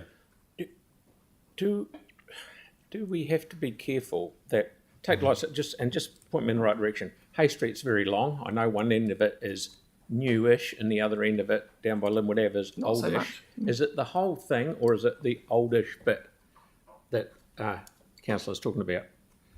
The councillor, I believe, is talking about the whole thing. So in relation to Hay Street, I believe the councillor is talking about the whole thing because there are speeding issues down there. There are it is a big wide street. There's no trees. There's no amenity in the healthy street sense. Through the chair, can I take a step back a bit? Back away. Yeah. So the feedback and the information you've got in your report shows that there's been community meetings, there's been community workshops to understand what the issues are. The community have clearly said the issues that this is what the project managers fed back to me are speed, heavy vehicles and pedestrian safety. So it's about tightening up some of the radii of some of the intersections so the big vehicles don't use them as cut-throughs. It's about some speed humps or some speed deflection, some speed lowering. So it's all of those sort of things. And now there's a number of workshops that have happened, and they're all documented in your attachment there. With regard to how do we do something that can be consulted on with the annual plan, the process started off as building that project for improving Bromley roads, building an action plan for that. That got subsumed into a larger transport choices, that project that had a big conversation with the community about what the issues were. There was quite a bit of engagement. We tried to do it differently. We put in decals on the street. You put in things that you could click with your phone. The technology is well beyond me, sorry. We tried to do different things to gather that information to understand what was concerning the community so that we could then find some solutions that worked. Transport Choices then wasn't funded. We're back into this. So I understand the councillor's frustration, but it hasn't been a linear process for staff either.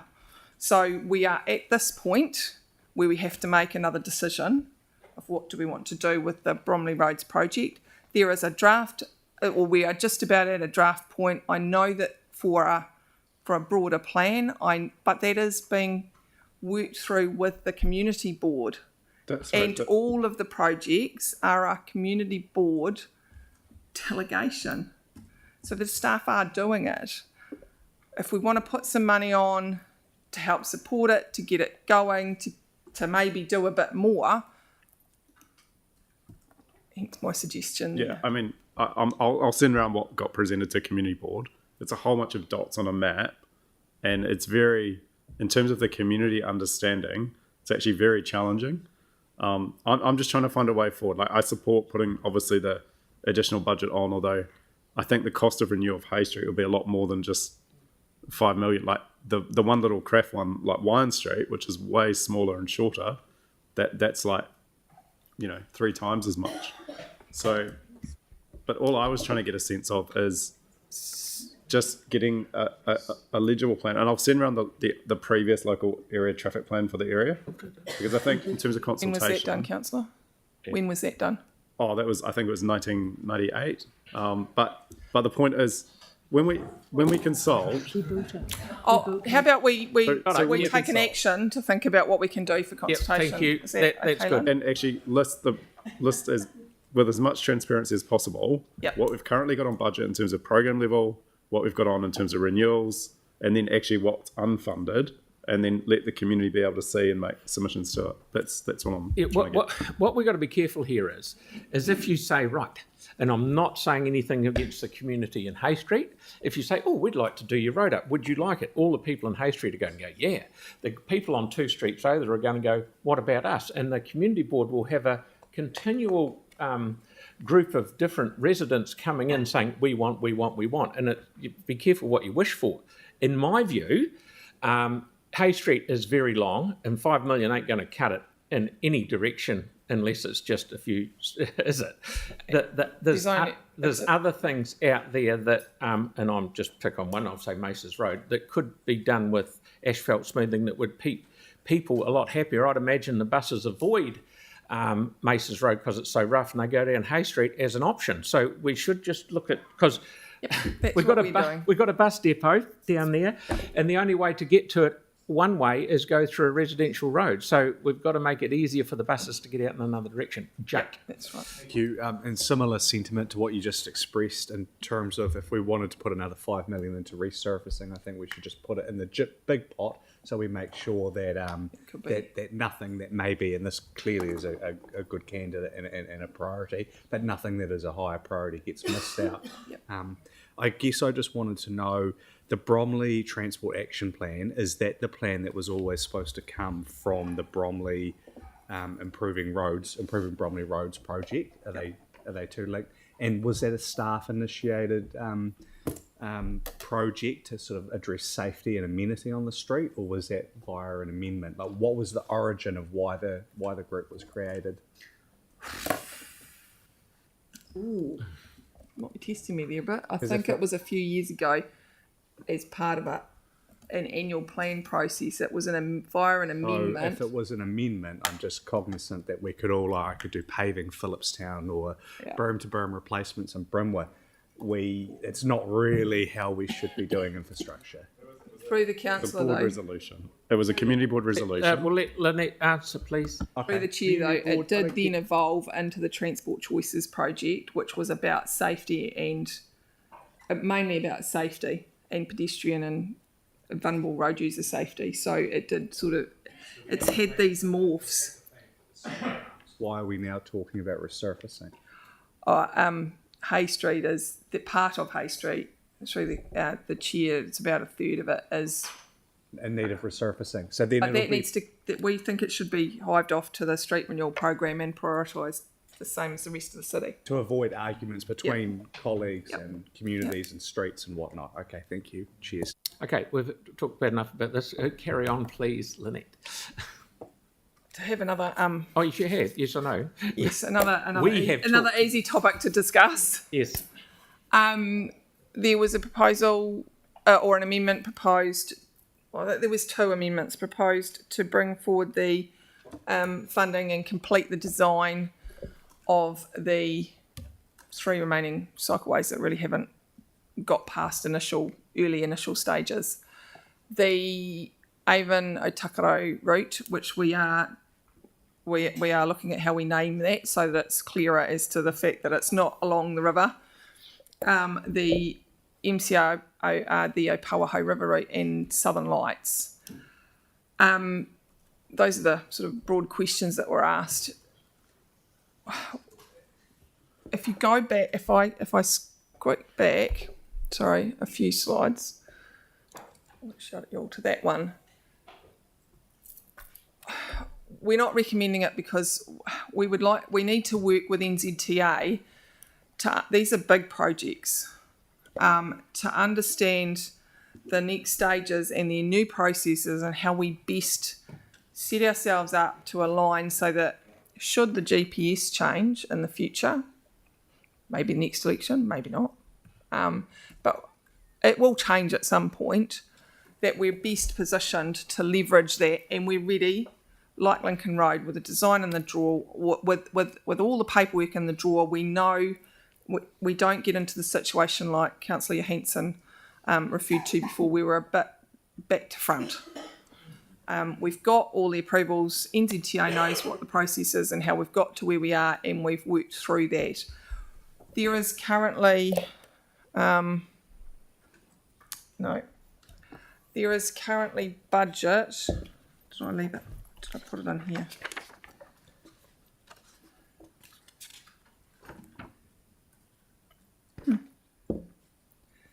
Apologies, I haven't written it. There's currently budget online for all of these in the next couple of years. We can work through this. This can work through as it is without changing anything in the process. This is designing it, not doing it. No, this is doing the business case process, That's what I not mean. designing it or doing it at this stage. Mm-hmm. But there's quite a process for us to work through. This would be a long one. And there's a number of them. Yeah. Sarah, please. Thank you. Given the current GPS and the amount of time that it's likely to take to get these three particularly done, what's the potential for us to do the style of cycleway that everyone says that they're in favour of, which is the more temporary, the sort of rapid rollout style on these three routes, to fill that safety void in the meantime, given that even if we did get going on the business case and things, construction of these probably wouldn't be for 4 or 5 years. Ignoring the budget challenge, what's the potential to do that rapid rollout style? I mean, what do you envisage when you think about rapid rollout? What does it? I mean, I know what rapid rollout, what it sounds like to me, but what does it sound like? What are you envisaging? Because then I can help. Yeah, so it's more of the, the bolt onto the road with the bollards on it kind of style, where you're more like having Park Terrace. Yeah, a little bit like Park Terrace or Ferry Road, that kind of thing. The potential for doing that. Southern Lights, for example, is only 800 metres, where there is the potential to do that as that type, as a project. People seem to be in favour of that style of cycleway. And maybe we could do that one as a trial for now, and to put it. Ferry Road's been in place a couple of years, seems to still be working. My feedback is you still got quite a bit of design. Yeah. You've still got a lot of design to do. You would need to do it as a fully funded project from council. Yeah. And because it wouldn't get NZTA funding, and there would still be extensive and quite lengthy consultation. Yeah. You'll have expensive. Those rapid, more that style of cycleway, while it's quick to construct, it still has all of the lead up process that needs to happen. So it's still expensive. Yeah, the Ferry Road one did take a period of time to do that design and consultation. Could we get some proper advice through on the ability to do that? Because the general mood around the room from the media and people's comments and seems to be that people quite like that type of cycleway. If we could get some advice on that, what that would take, maybe for Southern Lights as the shortest of the three, then that would be great. Thanks. To be fair, my feedback initially will be Southern Lights will be the hardest one. So while it's short, it will be really difficult because it's the Avon or Takaro, because that's the one that getting out to the east. Proposing down. Yeah, and there's the east. That south side of Pages Road is just about all park and very few homes or businesses. So, yeah. Okay. But even if we could get some good advice on the ability for us to do that, maybe time frames, potential, I don't know, it would be good. Yeah, because people seem to be in implications. favour of that kind of style of cycleway. Okay. Thank you. Go, Lynette.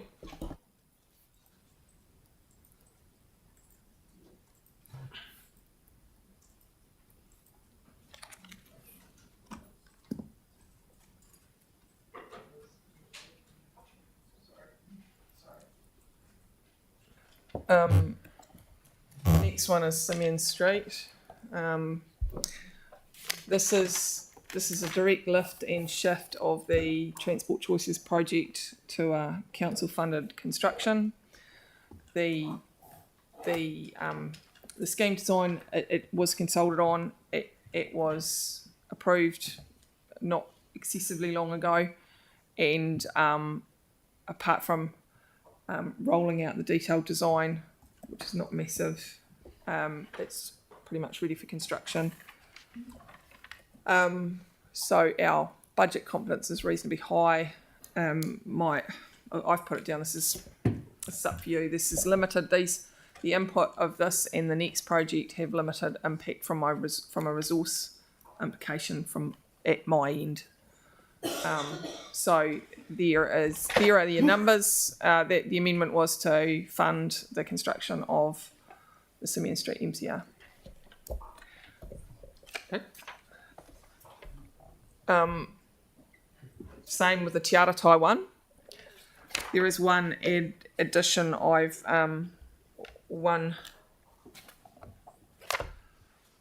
So there was an amendment to fund the construction of the Te Aratai cycle connections. There was also an amendment to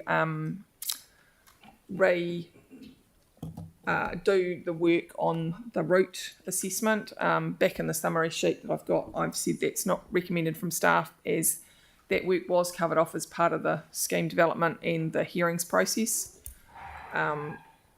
If necessary, I can find a reference to that. Again, this is a lift and shift, and it has, from my perspective, has limited resource impact because it's just about ready for construction. We've done the resource heavy section of the project. But there is no, just so I'm reading this right, no NZTA funding at all on it. No, we've assumed none on this, and those rates impacts we've assumed none. Mm-hmm. There was a concern raised from Councillor Johansson around community involvement and all the rest of it. If either of these projects were approved through the annual plan to be constructed, we would be going out and having there would be a comms process with the communities to make sure they understood, and I would be suggesting to the comms team as part of the annual plan consultation that we just highlight the fact. But again, both of these are new money. Yep. So, Victoria. New capital. Thank you, Lynette. Just picking up on those last comments around the comm strategy, if you're going ahead with it, can you just clarify for me then, if a review of the detailed design, does that mean a change in design that will that trigger reconsultation? Because you've already consulted on this. No, so sorry, Councillor, the concern that was raised was that some of the cube changes and that were out of alignment with driveways. So it's a review to make sure it lines up. It would not be changing the design because it would have to be built as approved, and an information update, quite intensive information, So thank you for clarifying that. And the next question then is, given that there's no NZTA subsidy and you've got your costs up there, is there an option to be looked at to do it in a different way that costs less? And am I correct in assuming that if you did go down that route, then you'd have to reconsult? Potentially, depending on how different it is. Yes. So at what point is that conversation had about whether we find another way of doing it? Going through all of that and having that conversation again does start having an impact on my resources. So that's sort of that balance again of if we keep circulating back to designs, we actually just keep using resource time, and we've talked about consultants and internal staff, but they all cost. So from our perspective. So Sarah picked up on the ready rollout. I'm not quite sure what the terminology is. Rapid rollout, yeah. And is that a possibility here? I don't know. Given the high volume corridor that they're going down, it is a very busy road. And I know that's a concern from some people, but that's actually the point of the interventions that are proposed down there. So this is one of those all or nothing. We either do it with the design that we've got, or we just put it on the shelf and hold it until funding becomes available to have another go at it. that's what we're And proposing. you wouldn't yeah. recommend any tweaks to the design to try and do it in a cheaper, quicker way? Don't think so. No, we're all going. No, not at this stage. Okay, so we have Yanni and then Sarah. Sorry. So when it came to council, we were told we couldn't change the design on what people had made submissions on because Waka Kotahi had what I think Councillor Barber used the word handcuffed us.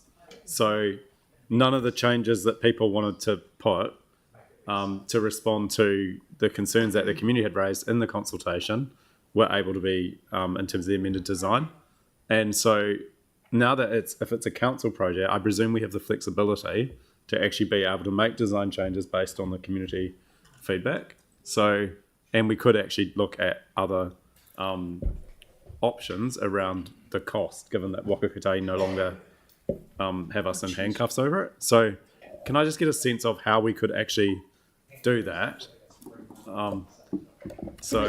Lynette's just explained the disadvantage of doing Lynette, that. I think Lynette has given a pretty good explanation. We'd just be going back over and over and over the design and never, ever, ever implementing. Well, except you've had a lot of you've had a new school go in. Hang on, wait. Lynette's got something to say. For all the same reasons around Westmoreland, there's a similar concerns in this area around early learning, driveways, access, safety, etc. I mean, it would be good to look at what we can do. We did have options that were significantly cheaper than this. Okay. Lynette, please. Bearing in mind, not putting any pressure on you, we've got parks after this and 12:00 is heading our way. Through the chair, I just wanted to note that I don't think it's quite correct to say that no changes were made and we couldn't make any changes. There were changes made. We had to be cognizant of the changes, but the design that was put forward was staff's recommendation on the safest for the corridor and the users and everything else. There were also feedback around people that liked it. It wasn't that everyone was against it. So I just, it is iterating the design again. Next is Sarah. Thanks. Actually, I just want to remind colleagues that this is as Lynette said, a 4-lane, 60k an hour section of road where kids are biking to school in between parked cars and some actually quite heavy traffic in that morning rush hour. Within about 6 weeks of us deciding to pause this, there was a kid hit on this section of road when they were biking to school in the morning. Really keen for us not to have any delays through shelving it, reconsultations, all those kind of things. If we could just get this built for these kids, that would be really good. They kept coming and presenting to us, saying get it done. Thank you. Next. Right, cognizant of the chair's comment about time marching on, I'm going to move to this one. I'll just flick through it. Flick through it? Okay. He's left the best till last. Yeah. The staff have got the printouts Kelly will wander around and give you a copy. They're easier to read on paper. The printouts with the different options and what the intersections look like and all the rest of it. The attachment has a lot more information in it than these few slides do, but what are the different? So we've been over the last wee while, we've been talking about wheels to wings on and off for a while. Ultimately, we have quite a significant amount on budget right now to start moving into construction of wheels to wings. What we need to know from you as council is, are we going to start constructing or are we going to delay construction for the area? Now, we'll come to my thoughts, my recommendation in a few minutes. The questions we've been asked have been around budget. We've been doing a lot of ground investigation work to better understand the budget. We've done a lot of work with our contractors to better understand how it would be built and what the cost implications of how it would be built are. We do know that we've got the budget we've got right now, and then we've got the implications of building what's proposed, all the rest of it. We do know that delaying has inflationary impacts. You know, it's never cheaper to do today what you to wait to do today what you could do. Anyway, forget that. I'm gonna mangle that. Sorry. Don't wait to do it tomorrow if you can do it today. That's the one. There's been a lot of community engagement or discussion about this project, good and bad. We also tried to look in the memo that you got at the potential need to reconsult or not moving forward.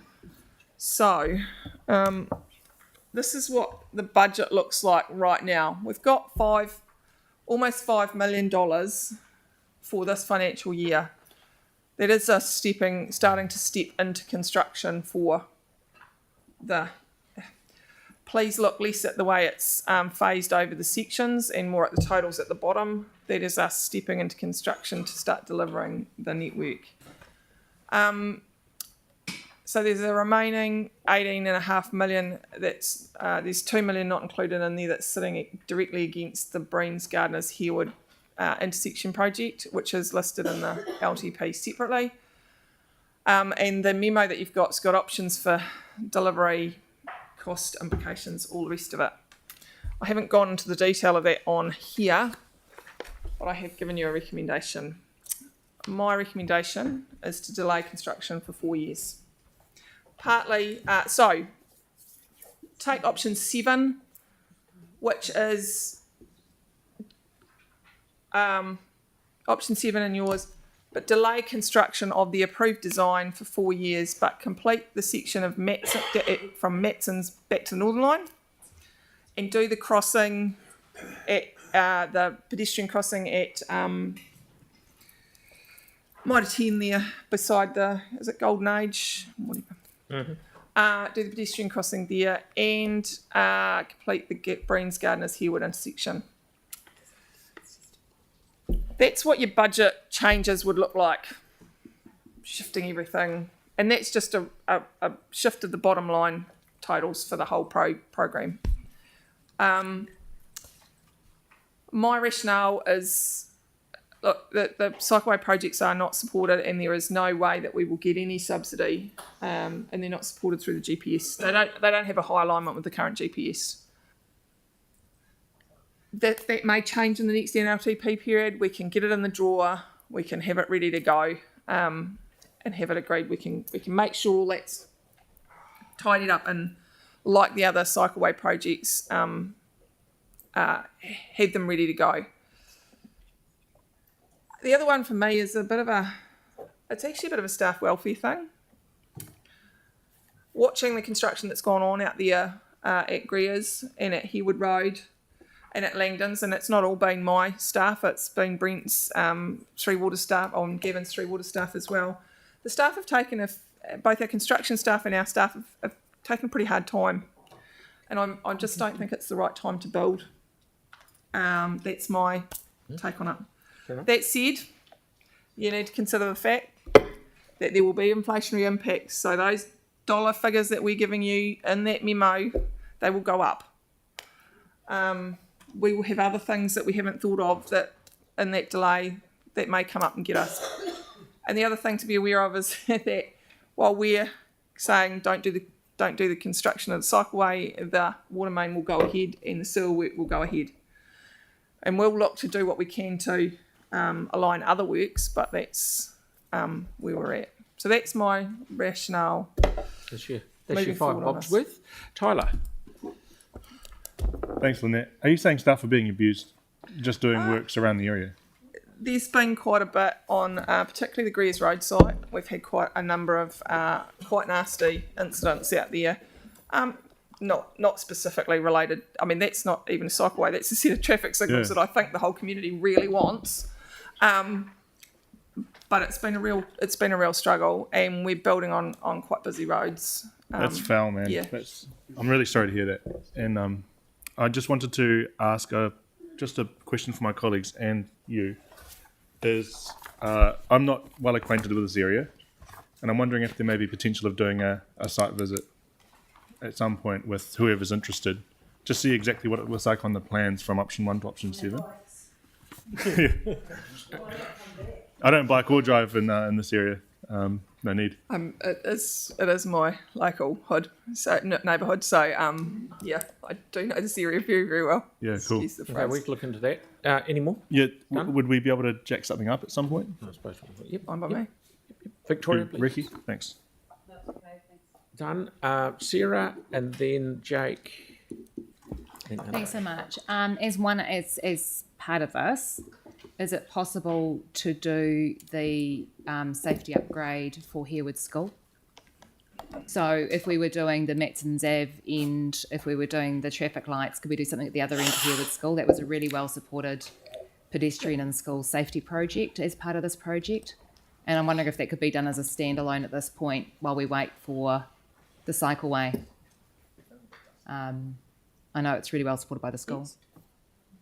Yeah. Saying do section 1 and then. No, I'm just saying if the staff recommendation to defer the cycleway as a whole, but to do the traffic lights and the railway end went ahead, could we also do that key safety upgrade for the school at the same time?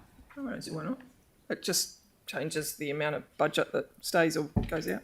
Yeah. But all of them are pretty much. They're not far off.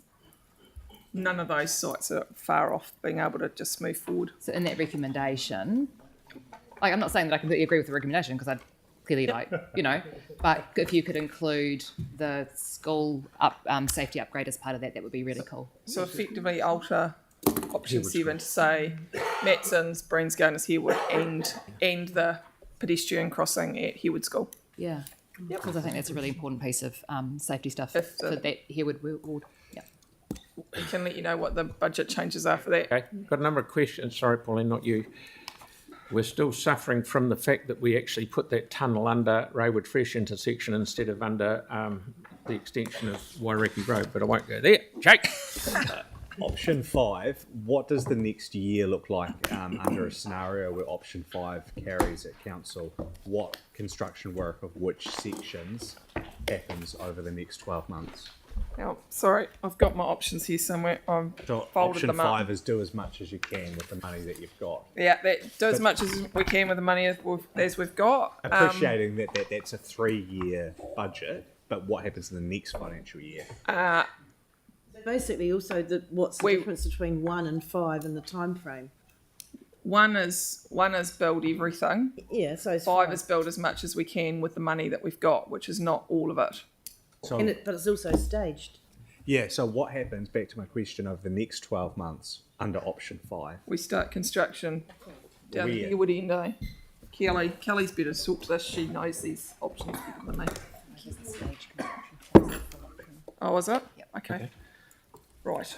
So Kelly will explain it better than me. In 12 months' time, in October in 12 months' time, do we have 1 section, 2 section, 30% of a section? Just to confirm, you're talking about option 5, which is the stage construction of the approved scheme. I guess that would come down to choice on council funding in terms of the staging of the funding. Yeah. Yeah, but which bits would get done? Yeah, it is. Well, the issue with that, how it sits in the budget right now, is that we, as you're aware, when we set our budgets for the long-term plan, we get asked to think about deliverability as well. And often projects fall over 2 construction seasons. So we take a reasonably pessimistic approach to try and be realistic in how the budget's going to fall out. If we were looking to go ahead with the whole lot, we could get going, and it's a 12 to 18 month construction down that road. So over the next 12 to 18 months, all that budget would be gone. Cool. And where would we be at the end of that? Is that 2 sections done, or is it 2.5, or? So there's the stage construction of the full route, the approved route, which would then require the additional funding, and then there's also option 4, which is build as much as we can with the budget that we have. And we think that the likely scenario for that is that we could get up to Cotswold Ave. So we would start at the eastern end and we could get through part of the busy central section and then have to stop work at Cotswold Ave. And then there would be nothing, with the current budget, there would then be nothing further out west of Cotswold. Yeah. Okay, now we've really got to get cracking. Confused. No, 12. 12. Yep. Andre?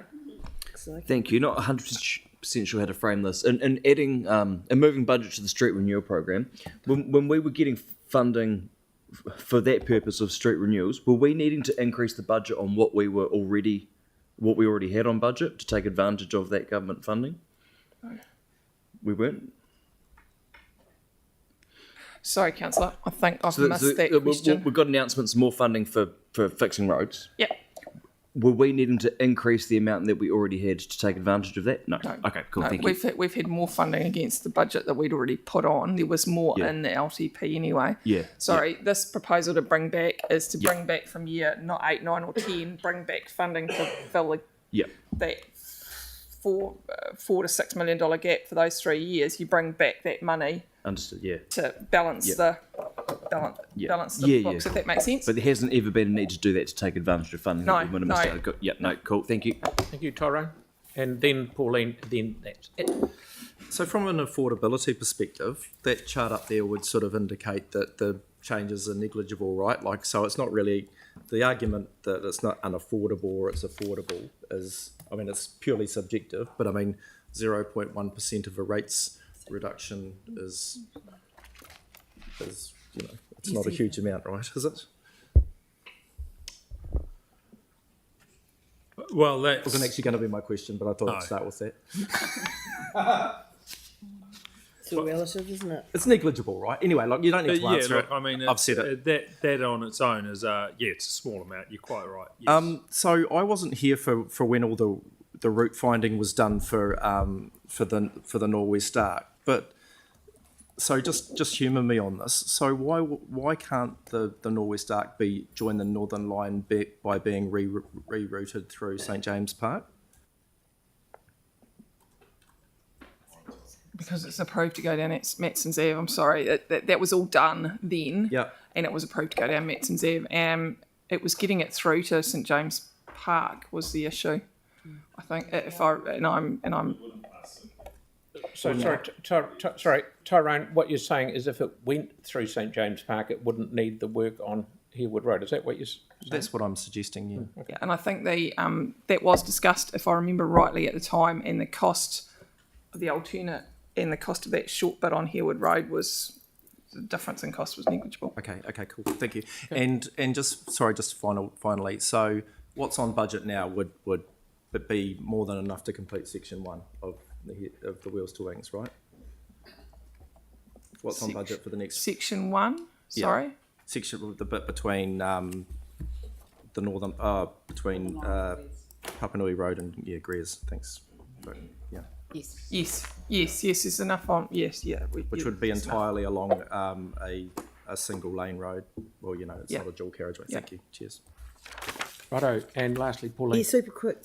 Just it seems we've got to pick a mix of some options here, because I'd quite, if we're going to sort of think about canning all of it or some of it, I'd be supporting. We do section 1, which is also called the East End. Yeah. So you've got multi names now. You've got East End, you've got Central, and you've got West, and you've also got section 1, section 2, section 3. But I would support the first bit because you're doing some of that anyway, and definitely the safety crossing at Harewood School. So when do you need guidance on what option to select? When do we need that? What option the majority of the... Because we've got another briefing on the 29th. Yeah. Can I just add one thing around? So I suppose there's two parts to the question: is are you doing it now, or are we delaying it? And then what are we either doing now or delaying? But when do you want that guidance?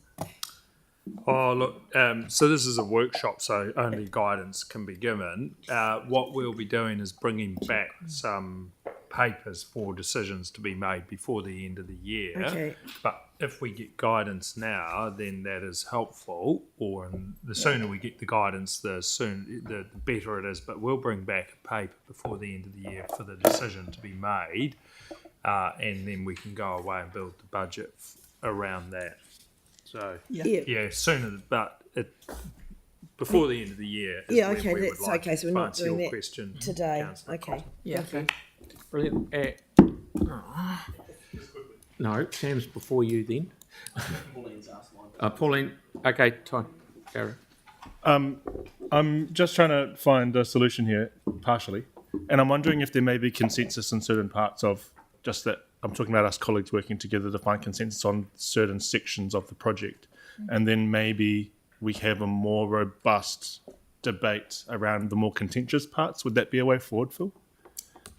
That'll give them some guidance to say, actually, this is what the council really want. This is great. We can start work on that. And then the more contentious ones are the ones that we can sort of nut through a bit more. Would that? I reckon option. That's pretty much why we've come up with Option option 7. We probably missed the Hereward bit out of that. Talk about it. Yep.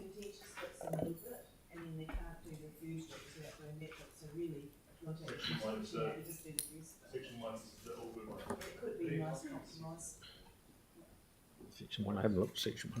Okay, good. No, that's fine. Thank you. That's right. That's the summary sheet of the changes across the. Believe it or not, we've only talked about 4 main amendments today, but those are the summary sheet of the changes across the 4 main amendments. Sorry, I forgot to take off the confirmation numbers. Those numbers are correct up there. The next session, we haven't had a chance today to talk about the programs that you got last time, but most of those, the detail of which you'll be talking about at the at your community board sessions. The next session we've got a vast list of other programs. That's some of them. There's a few more very small ones. You've had the carriageway programs, the footpath program, the safety programs.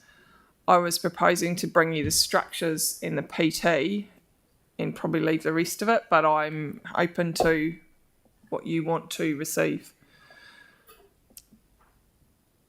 What's a gantry, if you don't? Gantries are the big structures that hold the big signs. Sorry, yeah. Yeah. Not bridges over the railway lines. Yeah, so the structures program would be bridges, retaining walls, guardrails and gantries.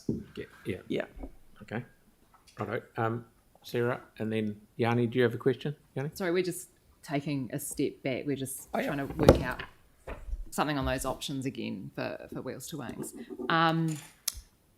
When there was a comment for option 5, said that more money, it's like doing as much as, but to me, option 5, like do as much as we can with the budget we've got, and at some stage in the future, put some more budget on. Yeah. Yeah.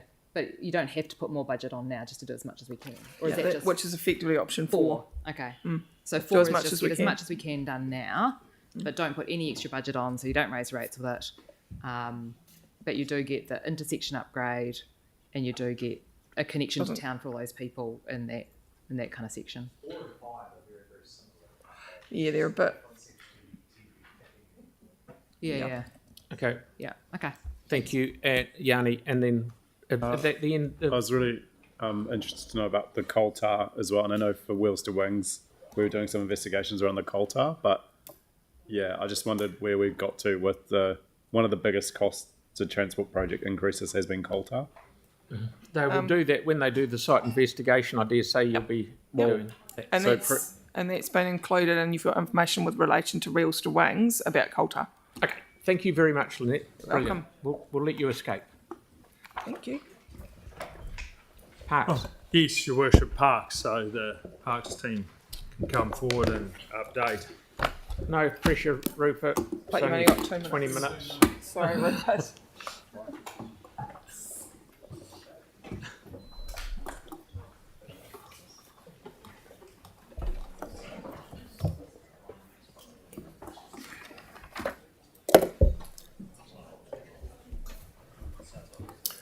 Morning, guys. I think we should have plenty of time in that 20 minutes to get through our short one this morning. So,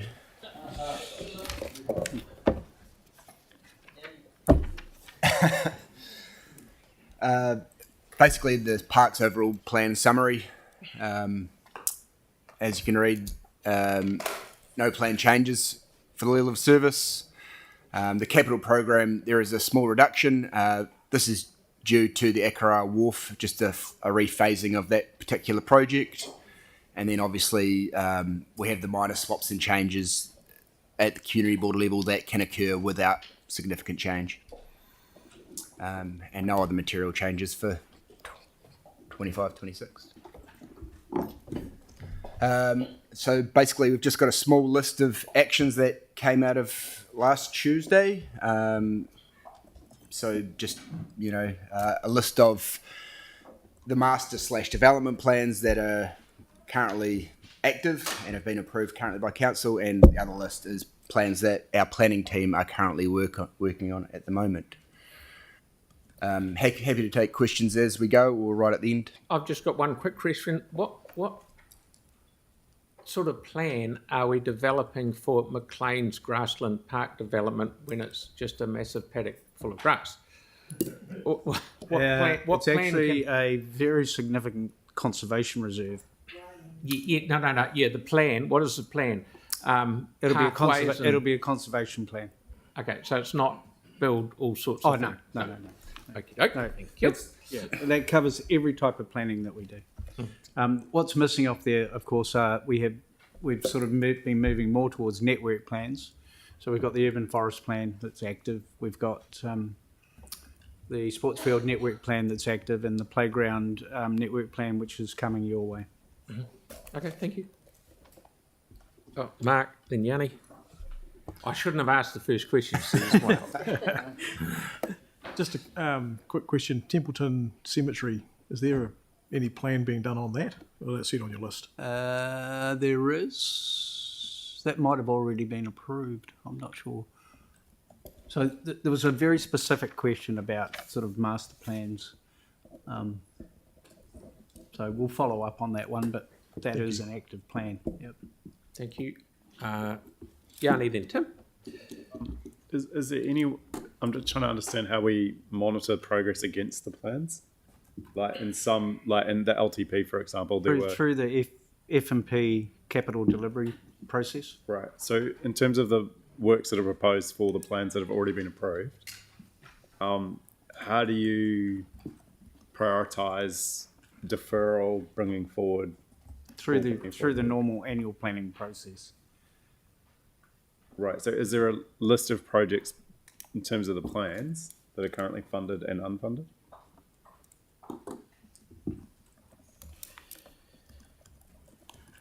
For all of those plans?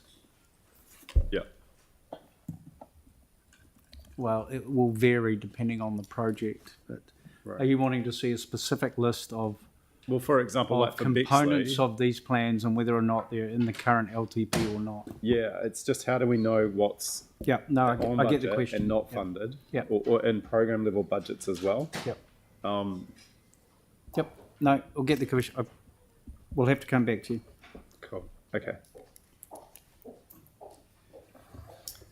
The next one was a question raised, just an update on the Mainland Football's lease of English Park, and can just confirm that they've exercised their 5-year lease. Sorry, I just had a quick question. Sorry. I thought we'd done that. So I talked to you earlier, Rupert. So Al's coming out to do a bit of a heads up and kind of catch up with the community board over everything.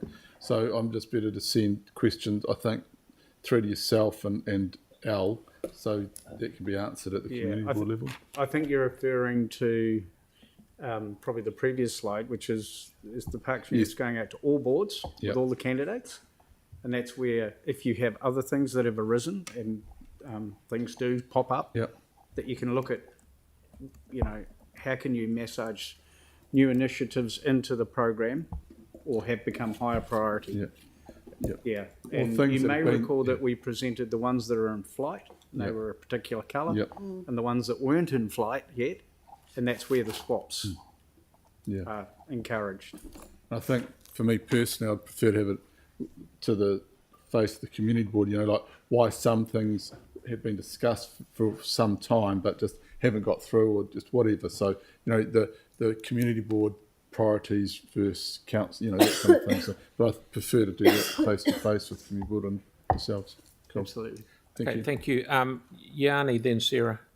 Or did you? Sorry, Yanni, did you have your bit? I've only just got another question on the reserves contributions or the DCs. That's another. That's another feature. slide. We'll go Sarah first, and then you. Two quick things. Heathcote Valley Heritage Park, Yes. Berrymead Heritage Park. Yes. I've never heard it called Heathcote Valley Heritage Park before. That was all. Yeah. We The were looking heritage at that bit. yesterday, actually. Yeah, yeah. I think it's the little corner right up.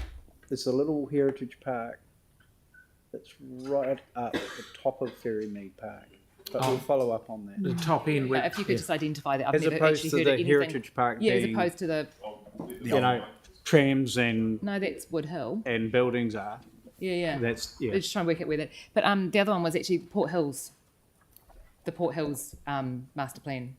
Of course, Yeah, it's yeah, underway. which is not missing. Yeah. Which is missing off there. Yeah. And it's the big piece of work that's happening currently. Brent Smith was looking at me. He's been here forever. He probably knows. He probably knows where Heathcote Heritage Park is. I'm not sure. It might be the piece where the just as you come in from the Ferrymead Bridge, there's a Yeah, that's sliver the one there. I'm referring to. Yeah. Yeah. Yeah, and the memorial to the. Yeah. Thank you, Brent. Yeah, Yanni. So this was just on the development contributions. I'm still. We're not at that slide yet. Okay, right. Carry on, gentlemen. Thank you. Good work. Not quite there yet either. So this was the follow-up question around the lease of from Mainland Football of English Park, and as you can see, they have exercised their lease till 2026, and they can go again till. Brilliant. Thank you. Then, Can't we? So that's like at least for another 5 years after 2026. But can we not extend it like 33 years, or they don't want? How's that work? It would have to go through the normal process of an expression of interest, etc. So from them, it's and then another 35-year lease or whatever it can be. so it's on them to do that. The lease will come up for renewal, and then obviously we'll be in negotiations with them and discuss whether they wish to carry on. So, but the 5 years versus 33. So it's up to them to ask If whether they it's want going to be go a early. 5 year or 33-year lease. It's up to them then. They have 5 years as of right. Yeah. If they want to have it extended for longer, they would have to approach us, and we would have to Right. initiate the public process, That's the normal yep. process. So it's for them to do this. Yes, correct. Yanni, then Tyler. When does the turf need replacing at English Park? That's a question for Mainland Football and Rec and Sport, and I'll take that away. Thank you. Tyler? No, I wanted to talk on this slide. I just wanted to see what the plans are in terms of who directed it, obviously. The lowest figure. So that all that information will come to the boards. So all the information with the candidates for, or are you talking specifically about development contributions? Yeah. Is there anything that's planned for the next long-term plan period? In terms of land acquisition? Yes. Well, there's nothing specific, but as this indicates, that process is led out of the spatial planning process. Yep. So we have to wait for this next. Yeah, Sarah Oliver's plan, I believe, is due to come to council shortly, so it may become Brilliant. more obvious. Thanks. Thank you.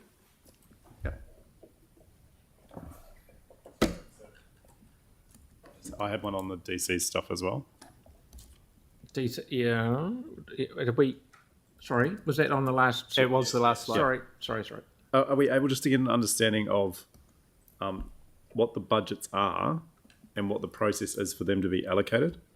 Because it is kind of like chicken and egg.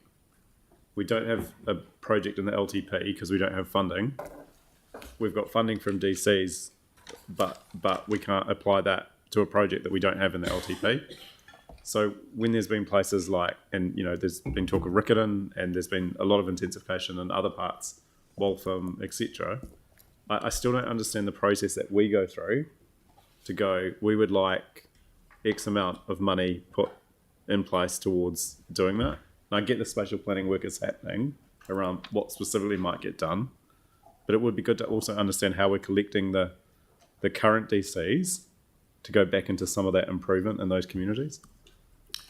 Yeah, it's quite a complex question, and I'm wondering if and it involves multiple units, and I'm wondering if a specific briefing is a better place to address that. Yeah.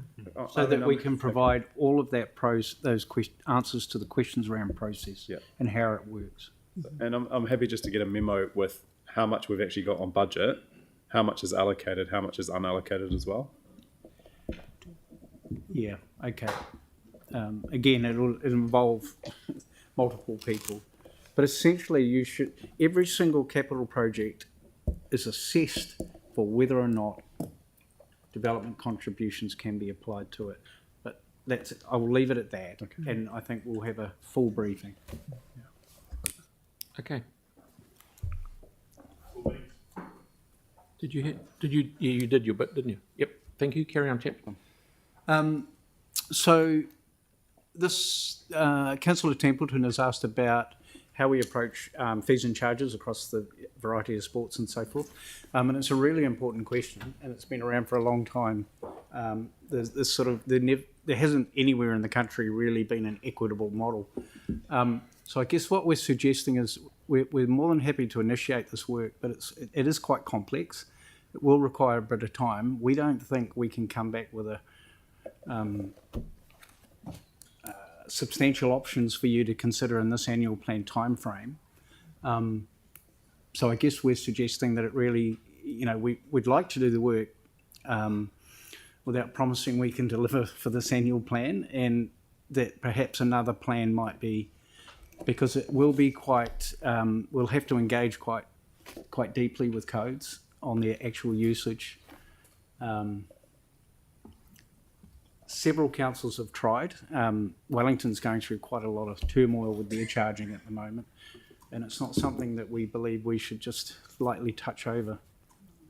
Yeah, I think that it's a piece of work that needs to be done, and it's not just with the codes who currently aren't charged, because many codes are charged for their use of council facilities. Yes. And so it's a piece of work that needs to make an equitable kind of sharing of costs across all of those. Yep. So is it possible for us to ask for that piece of work to be done, maybe set up a small working group, so Yanni, you're doing the sportsy kind of portfolio, those kind of things, to help give that kind of little bit of governance oversight of that process as well. We've done it in the past with various. I mean, we can use the stuff. existing portfolios to bounce the potential scope of works off, or we can bring the scope of works to a council briefing. Yeah, that would be. I think that would be really useful Before we actually launch into it. Yeah. It's just that some are charged, some aren't. It's not clear why and why not for some of them. Yep. It's just kind of it's historic. mostly historic. Yeah. Yep. But if we could even that out, it'll make it cheaper for some while making sure that some pay a little bit, kind of thing. Yeah, that would be great. It's a good sound approach, Yeah, but thanks. it is quite a challenging piece of work. Yeah. But we don't want to have it when Johnny and his dad goes down to the park, there's someone there saying you've got to put some money in the meter before you walk on the grass. We don't want to get into that level. Oh, crap. Thank you. It's just that some people pay. I mean, my rugby subs were 150, but basketball was 600, and they're two different uses of facilities. Yeah. But rugby's heavily sponsored, and we had our number ones, our kit, everything paid for 150 for 18 games too. And we actually just did it in our putting of 10 They're sports. that coming never back used to it. us, so carry on, gents. That was us. That's Brilliant. Good work. 3 waters. Oh. Yeah, 3 minutes, 3 waters. It's just one slide, isn't it? Pardon? It's just one slide. It's just one slide, 3 waters.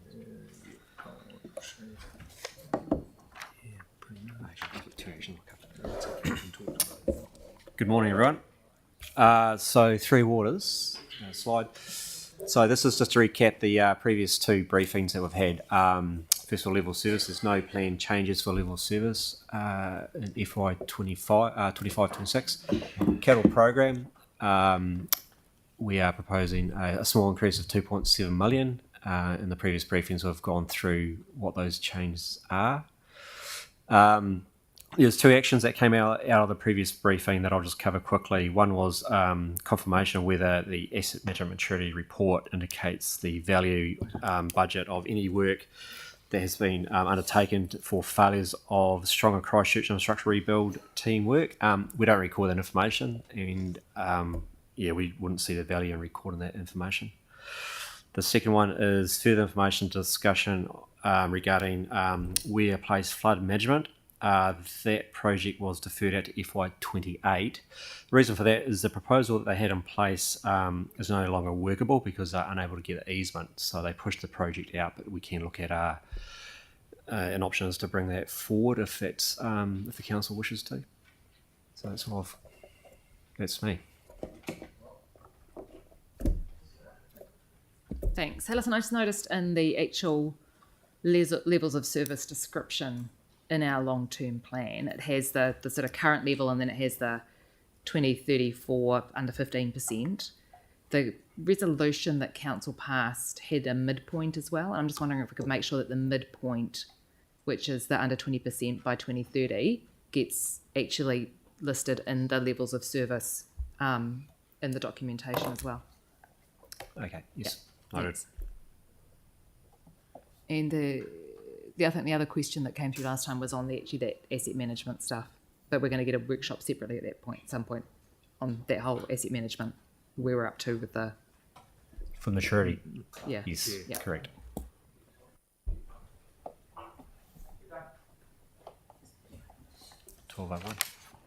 We are, and it's just a brief conclusion unless there's further questions on next steps.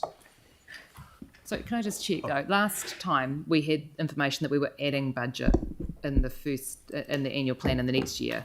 That's right, isn't it? I mean, that one says small increase, but we were adding substantial to bring those renewal forwards. Is that not listed there because we'd already agreed to it at the last briefing, or has it now been taken out? So there are budget changes further out. So we reported that there's 19 million in there for purchasing of land for the renewals. For the renewals. So the last briefing, yes. We saw a thing that said in the next annual plan and the one after there was an extra, for water main million for water main renewals. Yeah. So the overall, that 2.7 is the overall change. So we've there's been some rephasing. So I think for water main renewals, it's 10 million. Next year, and then 15 million the following year. Yeah, but we've taken that from other budgets. Effectively, we've taken that money from other budgets. No, that's additional funding. I think. Okay. Yes, and I think we were asked, and when we bring back the budgets, that will be a decision that needs to be made at that point, because we were asked to bring back some options around for the annual plan additional renewal budget. Yeah. No, it's just that if the renewals budget gone up by $10 million for next year, and the overall increase to Three Waters is only 2.7, then that money for renewals has come from somewhere. So for the water mains, there was further funding out years 8, 9, 10 that we did bring back. So it doesn't seem to make it that. As well as that, councillor, there was a number of deferrals and rephasing. And that's what I meant. Yeah. So it's the deferrals and stuff. Yeah, it was on the information from last time, and they got rephased out. But the water main funding was within the 10-year. We just brought that back to years 2 and 3. Okay, thank you. Yeah. All good. Pete.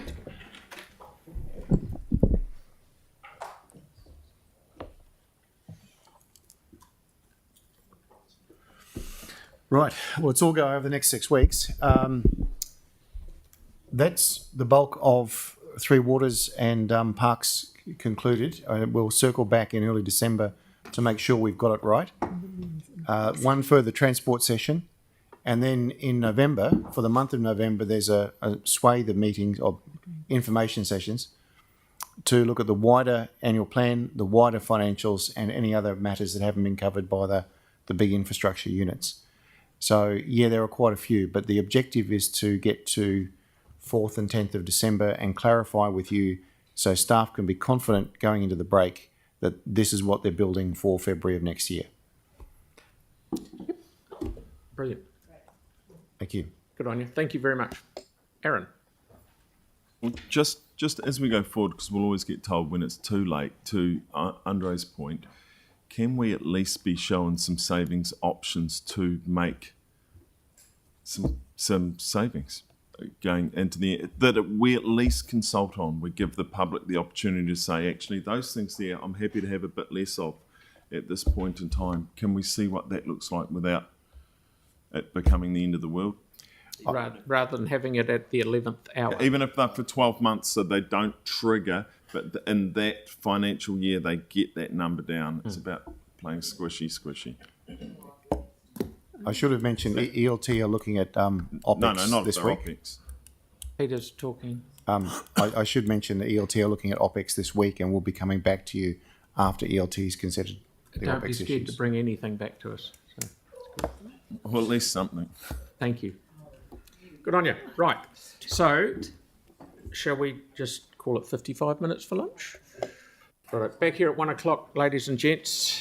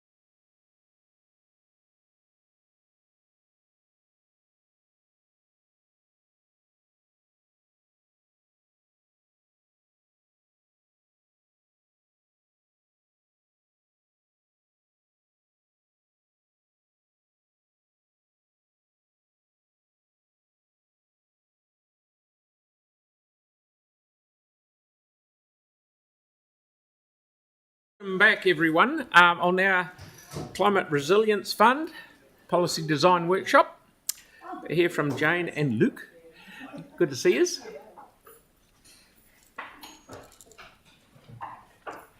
So we've got 3/4 of an hour. So Indeed. far away. And I promise I won't ask any questions much. Save it till the end. Oh, it's not here, it's here. There we go. Kia ora. So today we're going to discuss the strategic design aspects of the Climate Resilience Fund. We'll cover the purpose of the fund from a strategic perspective, why it's important from a policy perspective, and the key decisions needed around its scope and unlocking mechanisms. Today the key goal is to get your input to refine the fund's strategic policy settings. So today, first we'll cover off a recap, so what the fund's about, the policy context and rationale, and then like I said, the two settings that we're keen to discuss and get your input on is when do we unlock the fund, and when and how, and the scope of the fund as well. So whether or not it's ring-fenced or open up a little bit more, then we'll have the discussion in the next steps. So just a quick recap, so I won't spend too long on this, but the CRF, that's the fund, it was agreed on as part of the long-term plan for 2024-2034. It'll commence in 2025 and could accumulate up to 127 million by the end of the LTP period. At its core, it's intended to support intergenerational equity. That's meaning that we're proactively setting aside financial resources to help offset future climate adaptation costs. In the consultation document, it was proposed that the fund would be ring-fenced to support actions originating from adaptation plans. These plans they're developed with communities in Ruranga, including actions like relocating lifeline roads and making our water infrastructure more resilient. I think you had a good overview of one of those last week. And our first adaptation plan has been adopted.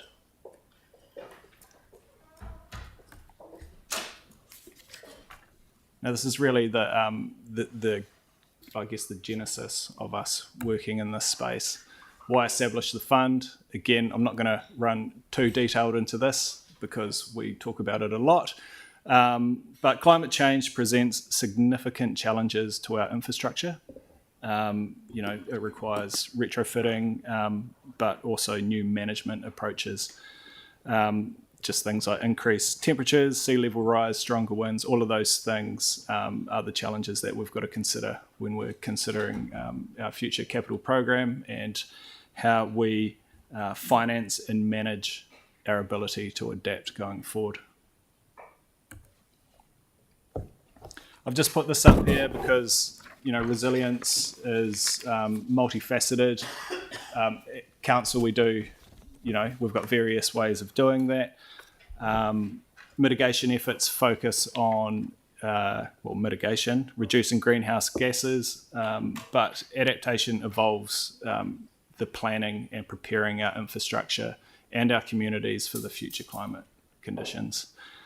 The actions in these adaptation plans or adaptation things are spread over a long time period.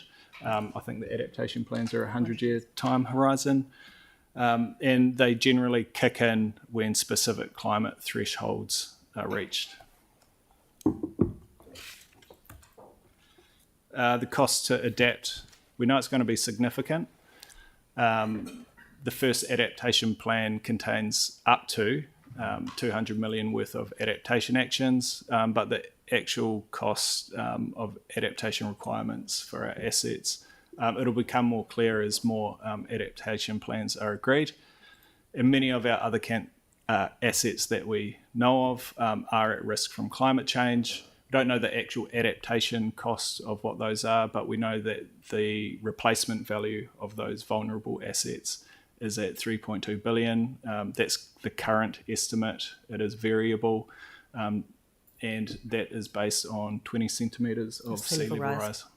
So that is just for coastal hazard impacts.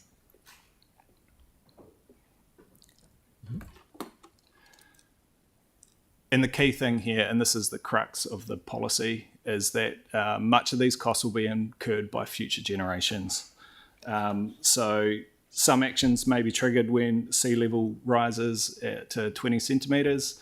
At the current rates, this is around 30 years, and you can see on that chart for the first adaptation plan that we've got the significant, portion of the whole plan, the costings and the implementation requirements are from 2035 onwards.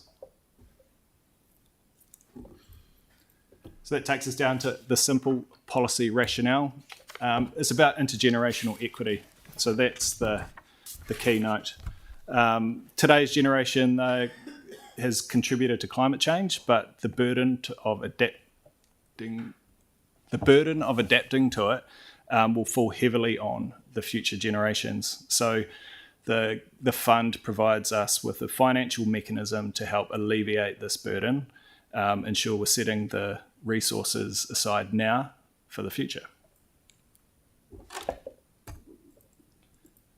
So in summary, the fund provides a mechanism to invest now for future use. It spreads the financial burden of adaptation across generations, and it supports us in being financially prepared for the adaptation plans and other adaptation measures that we need to make, and provides certainty to the communities that have got climate-related challenges. So that's the context, that's the why, that's the policy rationale. The core policy settings that we're wanting to discuss today, these are the strategic components. So from here, this is where the detailed design of the policy would come through, but we're really talking about the scenarios for unlocking the fund. So here, there's some options around whether or not the fund would be available immediately if it's locked for a set time. So for example, 30 years, used only when triggers occur, or having a mix of time and trigger. The second thing that we'd like to talk about is, should the fund be ring-fenced? So in the consultation document, it was initially signalled that the fund would be ring-fenced for adaptation plans, but it could be applied across all of council assets. So I'll run through just a quick summary of each one of those settings, and then I'll open it up for discussion. I've already covered this off. So the first one, time and trigger. So this is probably like the most robust option in terms of the unlocking mechanism. It means the fund would remain locked for a set period, but once unlocked, it can only be accessed when specific climate triggers are met, which align with adaptation plan implementation. This would ensure the fund would grow over time, and it's only used when critical adaptation needs arise. And this option is very strong in addressing the intergenerational equity policy intent by preserving resources and ensuring they're used when most needed. The other option is just having a time lock. So that's, again, locking it for a set period. It does guarantee future generations have access to the fund, but there is a risk that it could be used for less critical projects once unlocked, simply because it's available. With these previous two options as well, it should be noted that it would leave more immediate adaptation needs unfunded. Trigger-based. So basically, this option unlocks a fund when climate-specific triggers are met.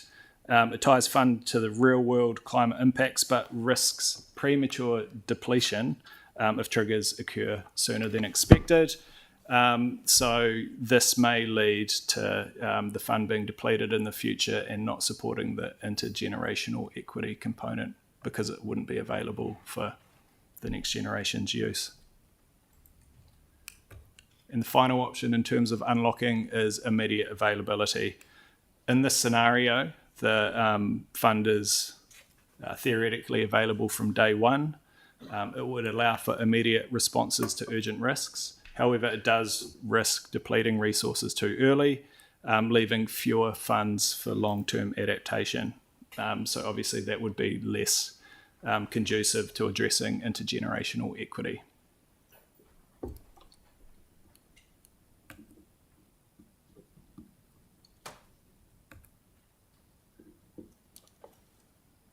So originally, the fund was planned solely for adaptation plans, but there is a possibility to extend this across all of council assets.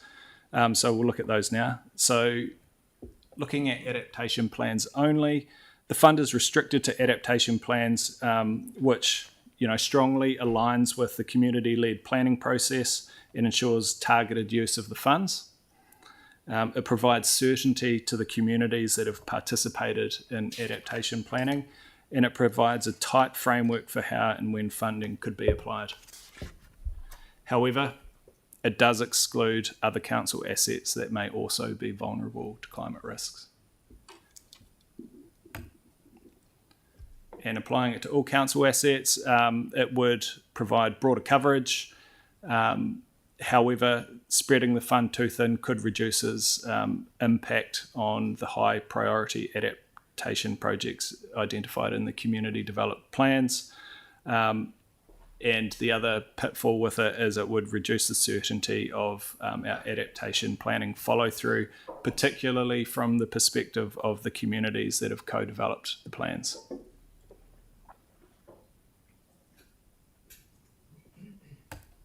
All right, we sped through those. Well, I did. But yeah, I'd like to open it up for questions. Jane would be best to help me with the technical questions around adaptation planning. And yeah. Aaron first, please. Yeah, so mine was more around the risk of assets and like council assets. And if you're looking at 50 and 100 year kind of programs, wouldn't almost, if not all of the assets that fall within that 3 point be replaced within that time? So say it's for instance, a pump station or a bridge. Or if at the time that you got to replace it and the new one going in's got a 50-year timeline, then you go, well, we're modelling 30 centimetres at the moment, so we'll just make it 40 centimetres high, whatever. Wouldn't that be our way? It's not like we're going to one day get the Noah's flood and everything's gone and you're up for 3.2 billion. So we have a program of renewals, obviously, that's carrying on at the moment. And outside of our program, asset managers are doing the sorts of things you're thinking about, which is to make assets more resilient to known risks. The challenge of doing that ongoing without having a conversation with the community is that you're not getting that understanding building that understanding with the community about how long some of those assets might be able to be resilient in the place that they're in. So when we're working with the community, we build that understanding of the long-term trajectory for that area. If the long-term trajectory for that area is potentially retreat, then you wouldn't renew an asset that might only have another 10, 20 years of life. Have we signalled any neighbourhood in Christchurch for retreat, other than what happened in the red zone? Not at this point, no. Right, so given that some people will take a loan out in the next year to build a property that's meant to last 70 years, there's nothing in that we have that's likely to be gone in that time period? And, well, I mean, the thing with climate science is it's not certain. So we could have a really significant event happen within a year. We just don't know. In terms of what people are doing with their planning for their own assets, that's something that people are having to make decisions about all the time with the information that we publish around risk. Right, okay. Right. Okay, Sarah. Thanks. Just to add that we do have outside this program Plan Change 12, which is our coastal hazards plan change that's designed to stop people adding property and those kind of things in areas that are high risk. So that's work in progress currently. Yeah. The reason for my question is that I think there's a lot of people, especially like living near beaches and rivers, that would like to know if we're drawing a science-based line on where you should or should not build within certain periods of time. And I think it's just I haven't seen any ads yet that buy this, it's good for 10 more years. No, and that's because, as Jane says, because how much the planet's going to warm is uncertain because we don't know how much gas we're going to put into it. We can't give that exact. So that's why this is all based on trigger points. So if we get to this kind of level, that's when things get triggered. So it's an if, not a when. If we mitigate it as a planet really hard, then that would not be as likely that we'd have to spend all the money. And I hope that's the road we take. Having said that, the IPCC has said that sea level rise will continue for centuries, if not millennium, regardless of how much we reduce emissions because of all of the locked-in warming. Yeah, because we do have locked-in warming. Yeah. Anyway, my question. Yeah. Serious question. Yeah. So the question was with the adaptation plans only kind of option there, that would limit it to the adaptation plans and not other council assets that might be impacted by climate. That wouldn't stop council, though, doing adaptation plans for those areas and those assets anyway, so that they could become part of the program. Absolutely, and so it just keeps it to planned stuff rather than ad hoc. Right. Yeah. And I think just to take that point a little further, we have been working with the coastal guidance that we have from the Ministry for the Environment, but we know that some people are starting to apply that around the country to river flooding. Yeah. And we will expect to see additional guidance come our way over time for different hazards. I mean, that would be my preference. The other point to make is that we don't yet have any certain, because this is my preference is for the public realm stuff for the adaptation plans we're doing currently, because the other piece of work that government haven't done yet is over the Adaptation Act and whether we will end up being responsible for $7 billion worth of private property and retreat as well, because currently we're not. Yeah. Cal? Just a couple of questions. Just in terms of the cash, will we be borrowing for it, or will it be accumulating in real terms? So in terms of this is rated. Yeah. So if I So go, okay. I'll pull that up just so it's clearer. It's a targeted rate, Okay. so it's funded through a 0.25 annual rate increase. And the other thing is, you guys are obviously close to this in terms of locking it up or unlocking it. Can you extol the benefits of having it available now? Is that your preference?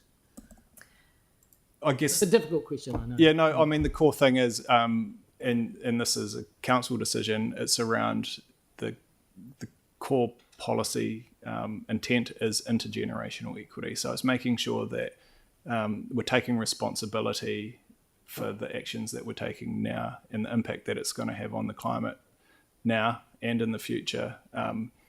Whereas the actual actions, the adaptation plans and the implementation of those are going to happen in 30, 40, 50, 60 years. So it's just making sure it's the time lock needs to reflect that. Yeah. I guess one of the things about adaptation planning is that we think a bit about maladaptation, which is acting too soon or too late. And so that's why those adaptation plans take that 100-year timeline. We can't move forward all of those actions and pay for them now. That would be maladaptive in some places. So we are in some ways committing through these plans to actions into the future, and this fund is recognising that those future actions will still be needed and that the burden of that would fall to the future generations. So, yeah.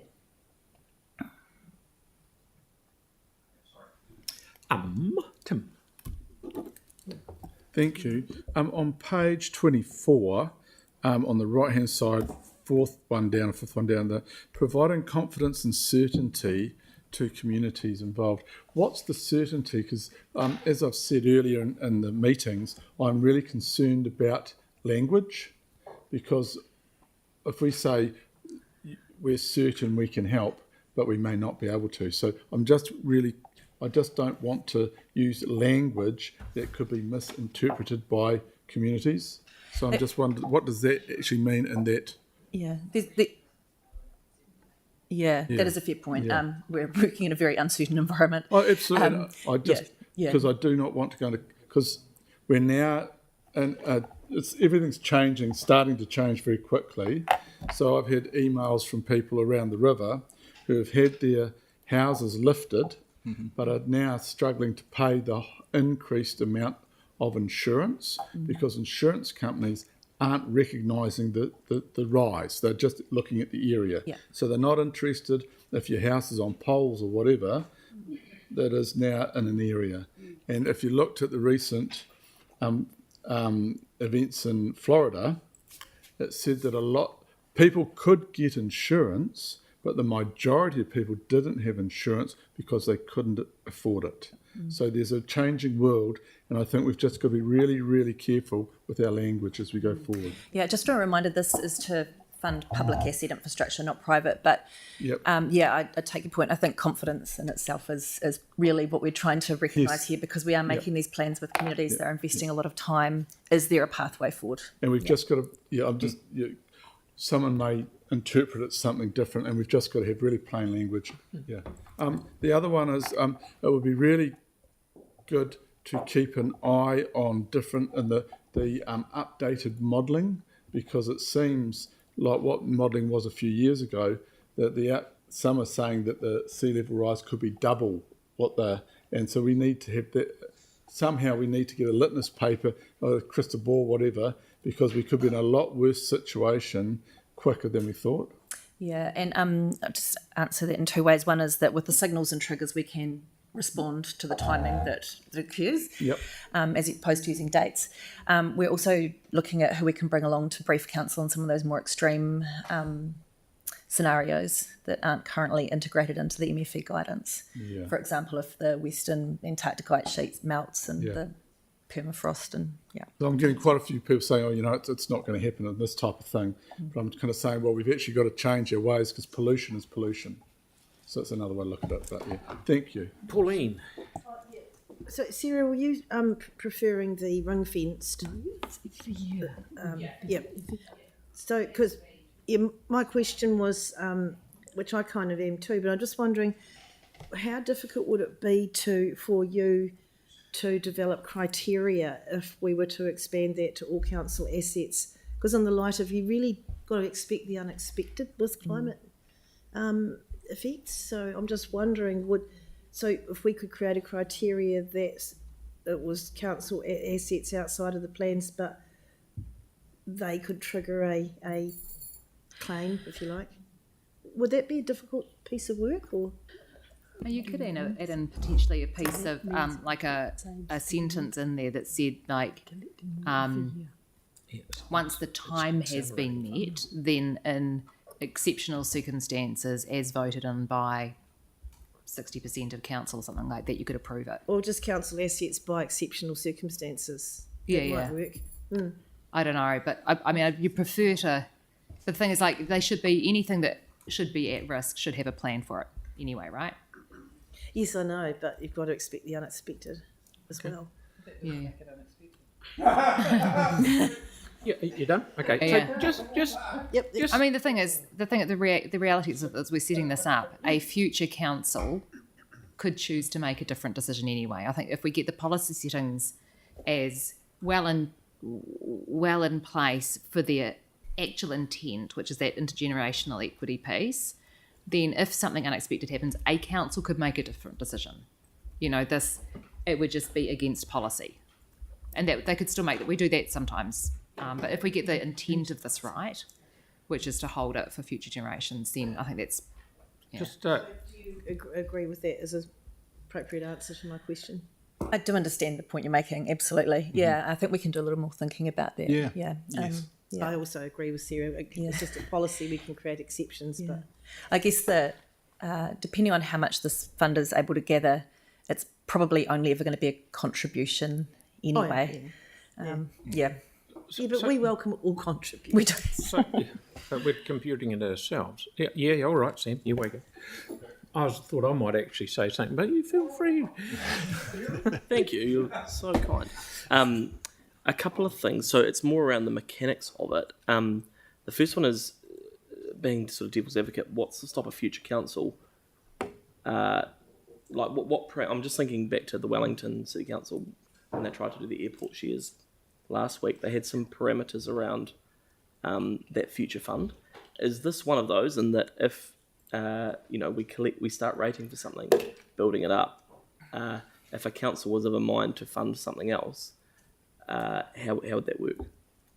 Like, is it as simple as a resolution of council to change it, or is there something more entrenched within council? Yeah, the former. So council can, as Sarah pointed out before, it can change its mind in the future. So it could, in theory, wind the fund up. Yes. Right. And what? And also, just to be clear, it could either make a one-off decision contrary to policy, or it could change the policy and wind it up. Yeah. Okay. So if it was to be wound up, are there, because we've rated for a particular purpose, although the purpose in this sense is, I think what I'm hearing is it's to ring fence money, of which then after you adjust for inflation, the balance is distributed to pay for things. Does that need to be returned for a particular purpose in terms of like the Rating Act and things like that? I think you would need to spend it on something that applied to what you'd rated for. So if you'd rated for climate resilience, you would need to spend it on some sort of capital project that was climate change related. Right. Okay. Okay. But you could. I just want to tease these out because I think they're actually quite important if we're going to go down the path. But you could, in theory, argue that resilience would be paying down debt. So you could literally take the fund and pay down our debt. Probably not. You'd probably want to spend it on something within your capital program which was climate change related, which is practically then you wouldn't borrow. and you'd borrow less. Okay. from your Okay. Okay, that's good to know. And then just the two other things. So is this fund, once it's set up, anticipated to be inflation protected?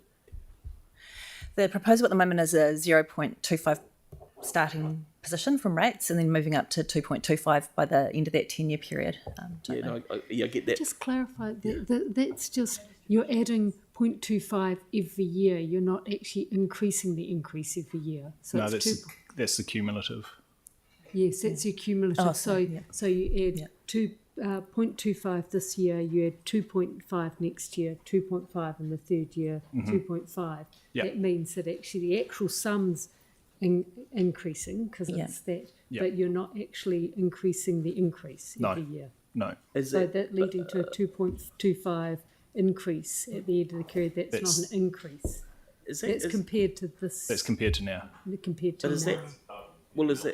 But can we get that clarified? I'm not disagreeing with you. No. It's just so, because my understanding is if we're increasing every year, we are increasing it because that increase is baked in annually. It is. Yes, it is. So it actually is. So you're increasing that, and the next year, even though it's only 2.5, it's 2.5 on top correct. of the existing. So at the end of that period, you're at 0.25.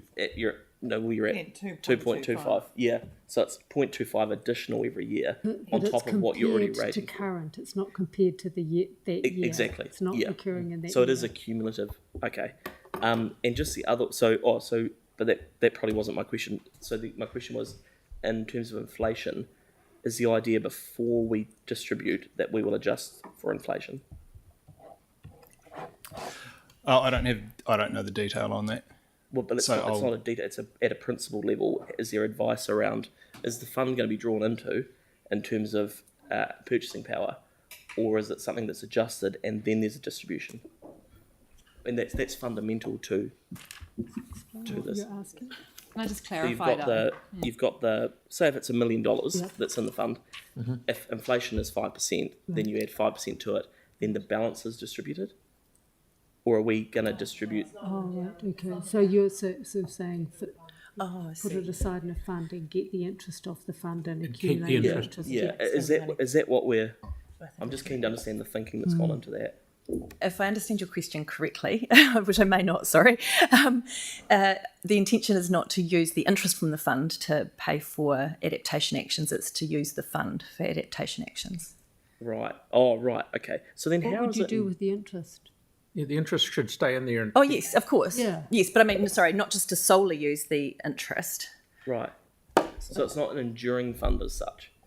It may be something that the council decides to continue to invest in or change the amount that's contributed into it over time. But at the moment, the intention is it's a simple intergenerational transfer. Yeah, but right. So you would spend the capital that was raised and the interest. And the interest as well.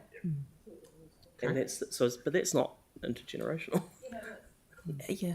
Well, it wouldn't be if we kept on rating people into the future who hadn't contributed to climate change. The intention is to take the base of ratepayers now who've enjoyed the high emissions lifestyle, and transfer some funds to the future. If you were going to continue to build the fund into the future, that would be less raising intergenerational. over the next 10 years so it can be spent the 10 years after. Or 50 or 40. Okay. And I've just got one. I mean, we'll obviously have to do a lot more work on this, and the other one is just the thinking around the reporting metrics back to council. So, how are we going to report back on this I assume there'd be some thinking around that.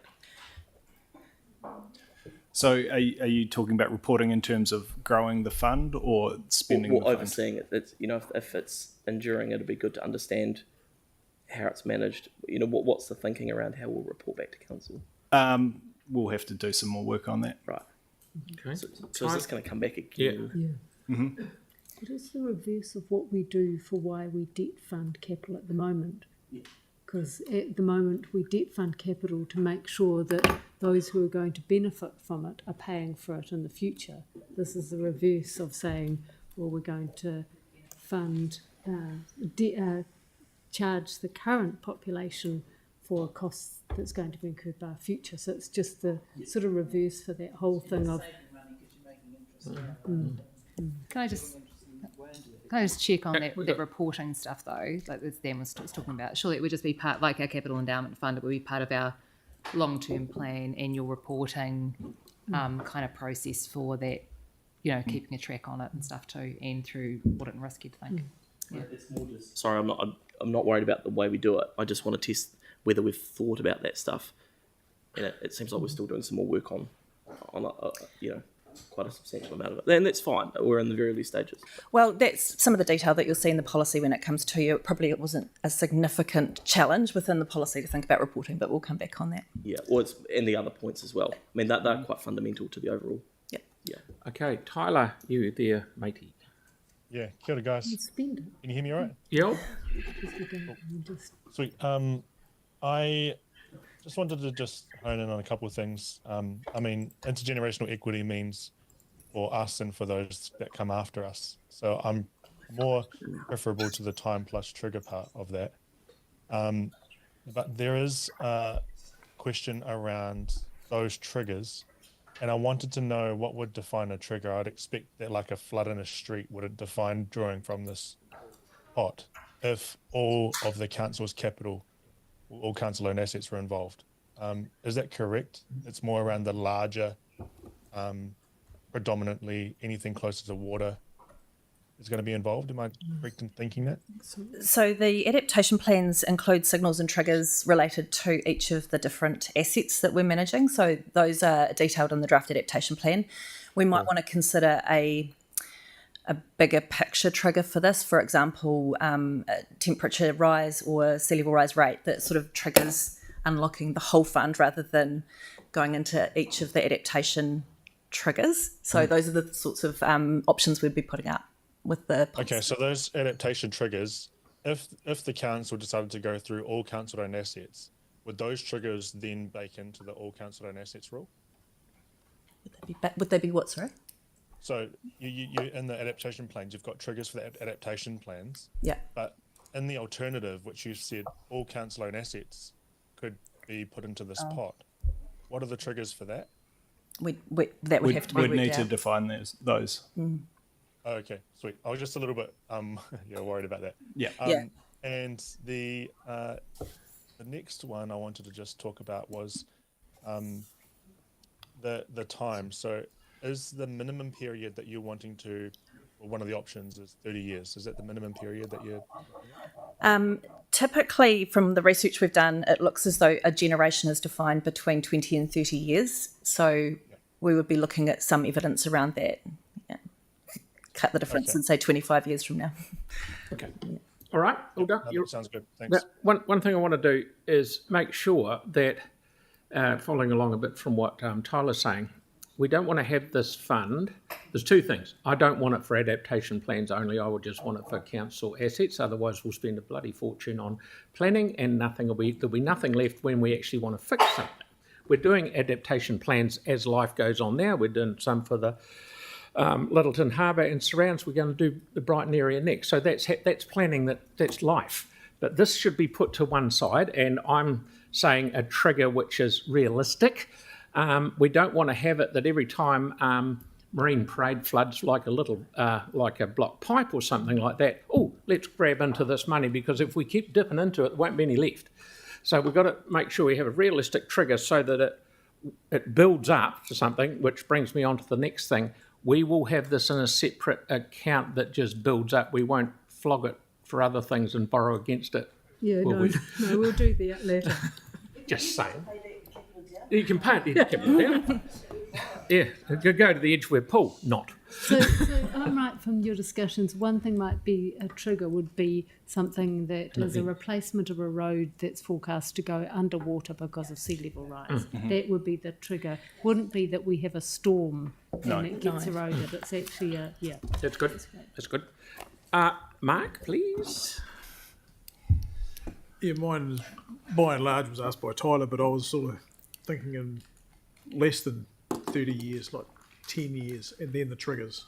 Would that be something to explore, rather than locking it up for an extended period that just puts it out there? Yeah, I mean, any time period is an option within the time lock and the trigger thing. The key thing would be doing a review on how well it supported the intergenerational equity principle. You could do that.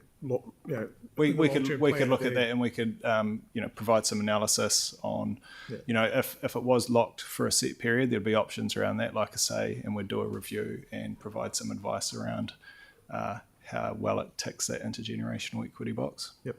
Thank you, Aaron. You're good, Sarah? Just following on that, we could just build in a review period. Yeah, just actually as part of the policy itself. Yeah. So maybe the first one at 10 years or something like that, and then So the 10, 20, 25, 30. The key thing is, if we can come up with an understanding and some input on these high-level strategic components of it, we can start building in that detailed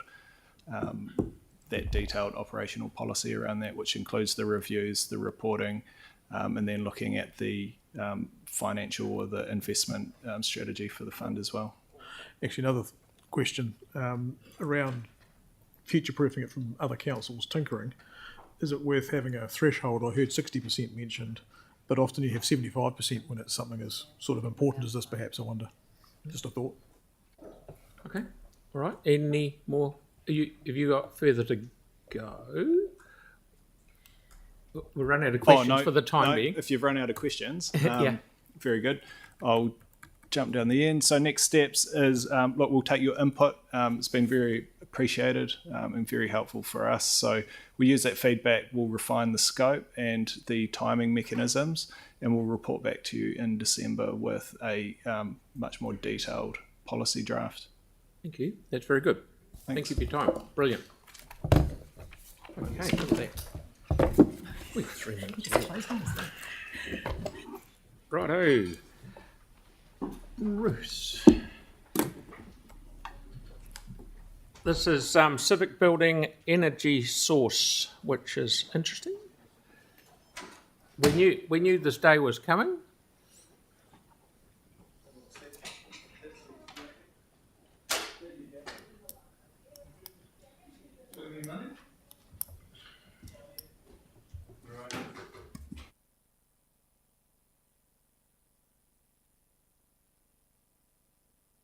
About energy changes for this building. So we use landfill gas, and landfill gas and old landfills, they over time produce less gas. This is an example curve, but we are deep to the right hand side where landfill gas production is very low from Burwood. It's unreliable, and it's increasingly not meeting our heating needs. So we end up in this kind of situation where staff go and get electric heaters put underneath their desks or freezing. So that has some implications for us. In particular, we're having to use more diesel at times to generate heat, and you're seeing that in the reports that you've got tomorrow in our performance reports, where our emissions levels have increased over the last winter because we've had less LFG and we've had to use diesel instead.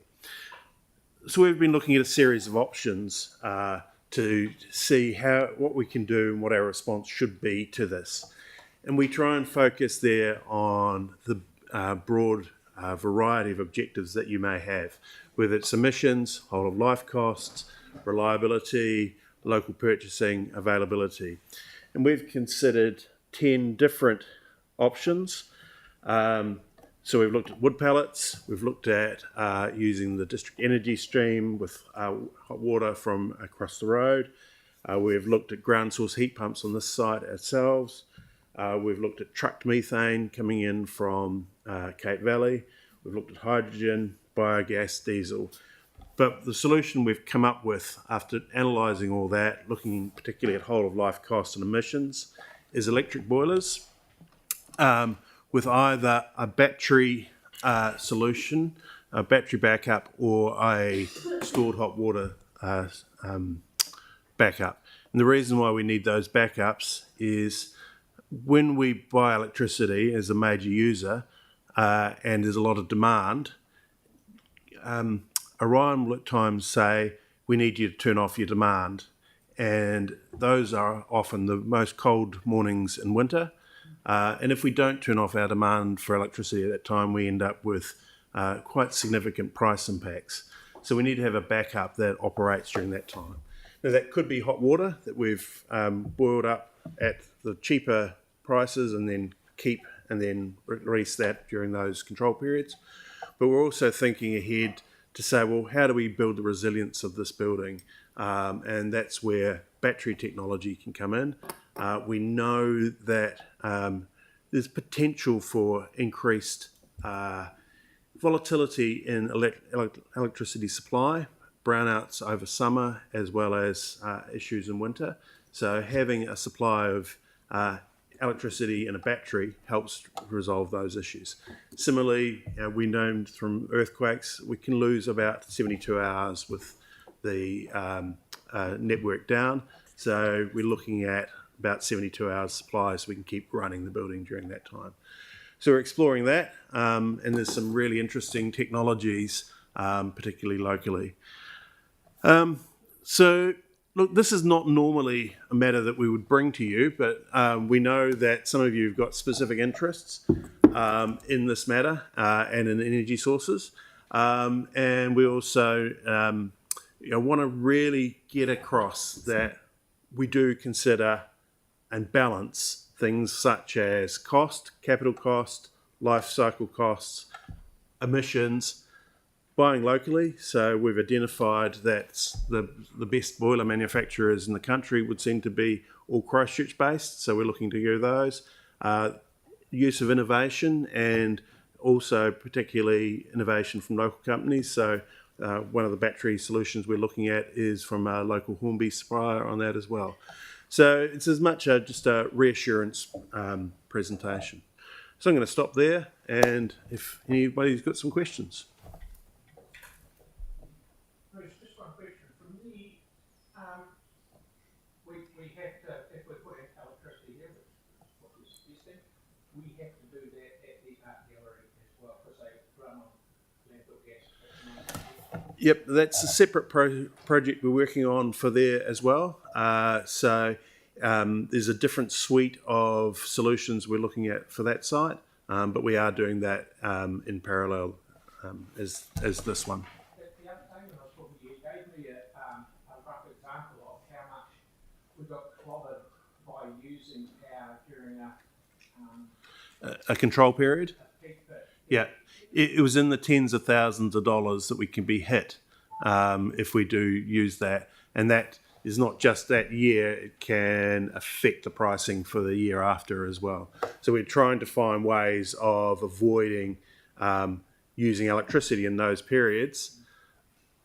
To date, a lot of that has been using diesel, but we want to try and move away from that as well. So it's a constant, how do we manage cost, but also manage emissions as well. So just very roughly, and this is just for people that listen, we'll use electricity to heat the place, and then we'll store our electricity in the battery at night time when it's cheap, and that gives us about 72 hours up our sleeve as well if power went out altogether. But we can certainly use that to do the top up at times of need. That principle is exactly right. We've still got to work out the specific capacities for the batteries, but the arbitrage of buying at the low cost and then using it at the high cost is what we're trying to achieve. And just lastly, are we anticipating that the building owners will pay half each for this? So the specifics of the lease would say that they don't, but we would be working with them to try and address that. We're also looking with some of this at are there other external funding sources as well, particularly because the mix of technologies we're doing is innovative and it might be groundbreaking and provide an example for the rest of the country. So we are looking at it from that perspective. So trying to seek external funding. Excellent. And we have got room downstairs to squeeze all this. I'm told that. Yep, I've not been out there with my tape measure, but I am told that. Kia ora, two quick things. Thanks so much for this. Really good to see that you've looked through so many options. Just wondering, one, if we're putting batteries in, are we also, separate to the email I sent earlier, looking at rooftop solar for here to feed into those batteries just to lower our general usage and costs anyway?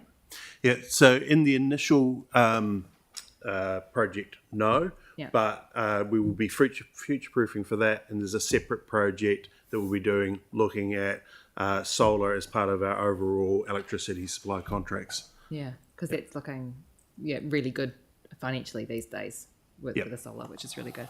The other one with the district heating scheme, my understanding is that one of the reasons we haven't seen the full benefits of all of that because there weren't enough people joining. If we did that instead of this, would we get wider city benefits through that scale stuff and more people using it to lower emissions?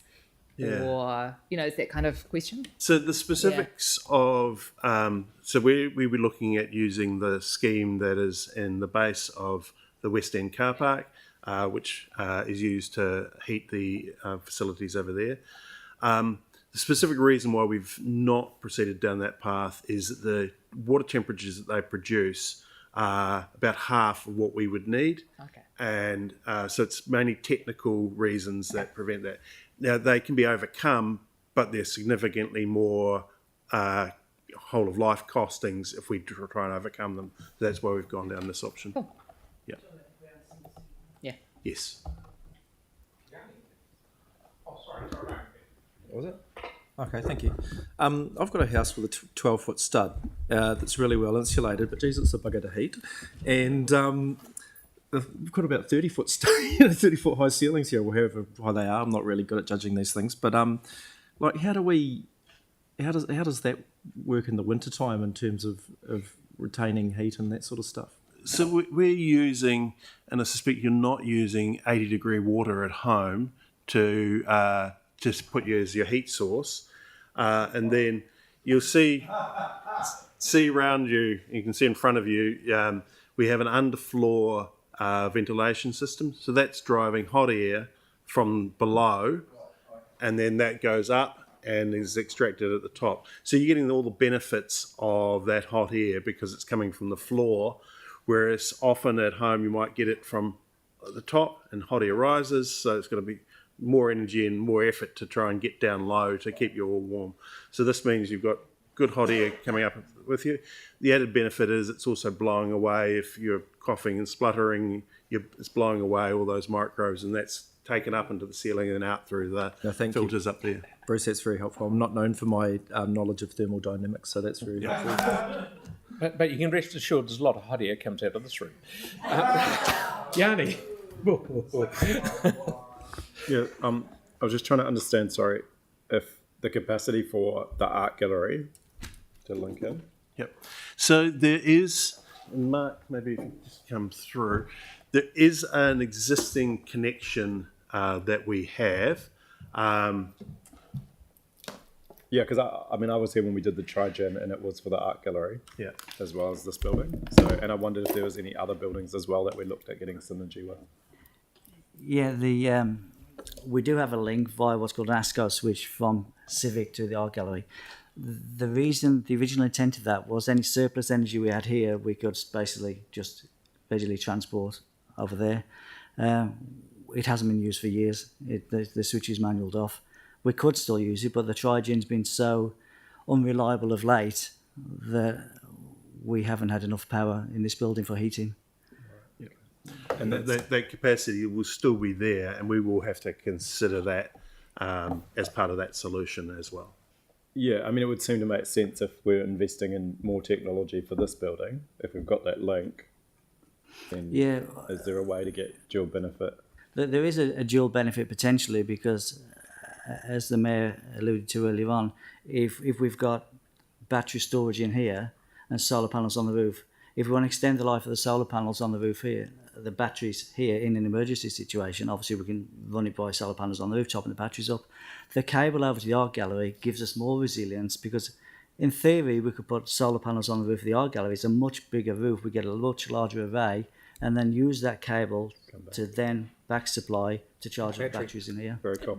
And just, I mean, obviously we put the Trigen in with the best intention. So it's simply because we're running low on LFG that there's an issue, but the historic performance and use of benefit of it matched what we thought it would. So we've done very well out of it. We've just come to a point in time now where it's no longer useful. Yeah, correct. Because of the fuel sources dried up. We have considered whether we change that fuel source, but that's not as easy as it could be. LFG in itself is quite a dirty fuel. It's not just methane that's coming through. It's got lots of other impurities in it, and that's meant that that's affected the Trigen plant itself.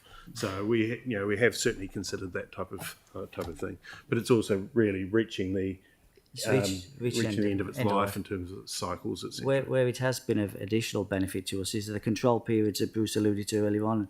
In the winter when we've got those peak periods, the Trigen has been running to offset those, and at times we've been exporting back to the grid. Right. Well, I presume we're going to get a decision-making report. Is that how it's going to work?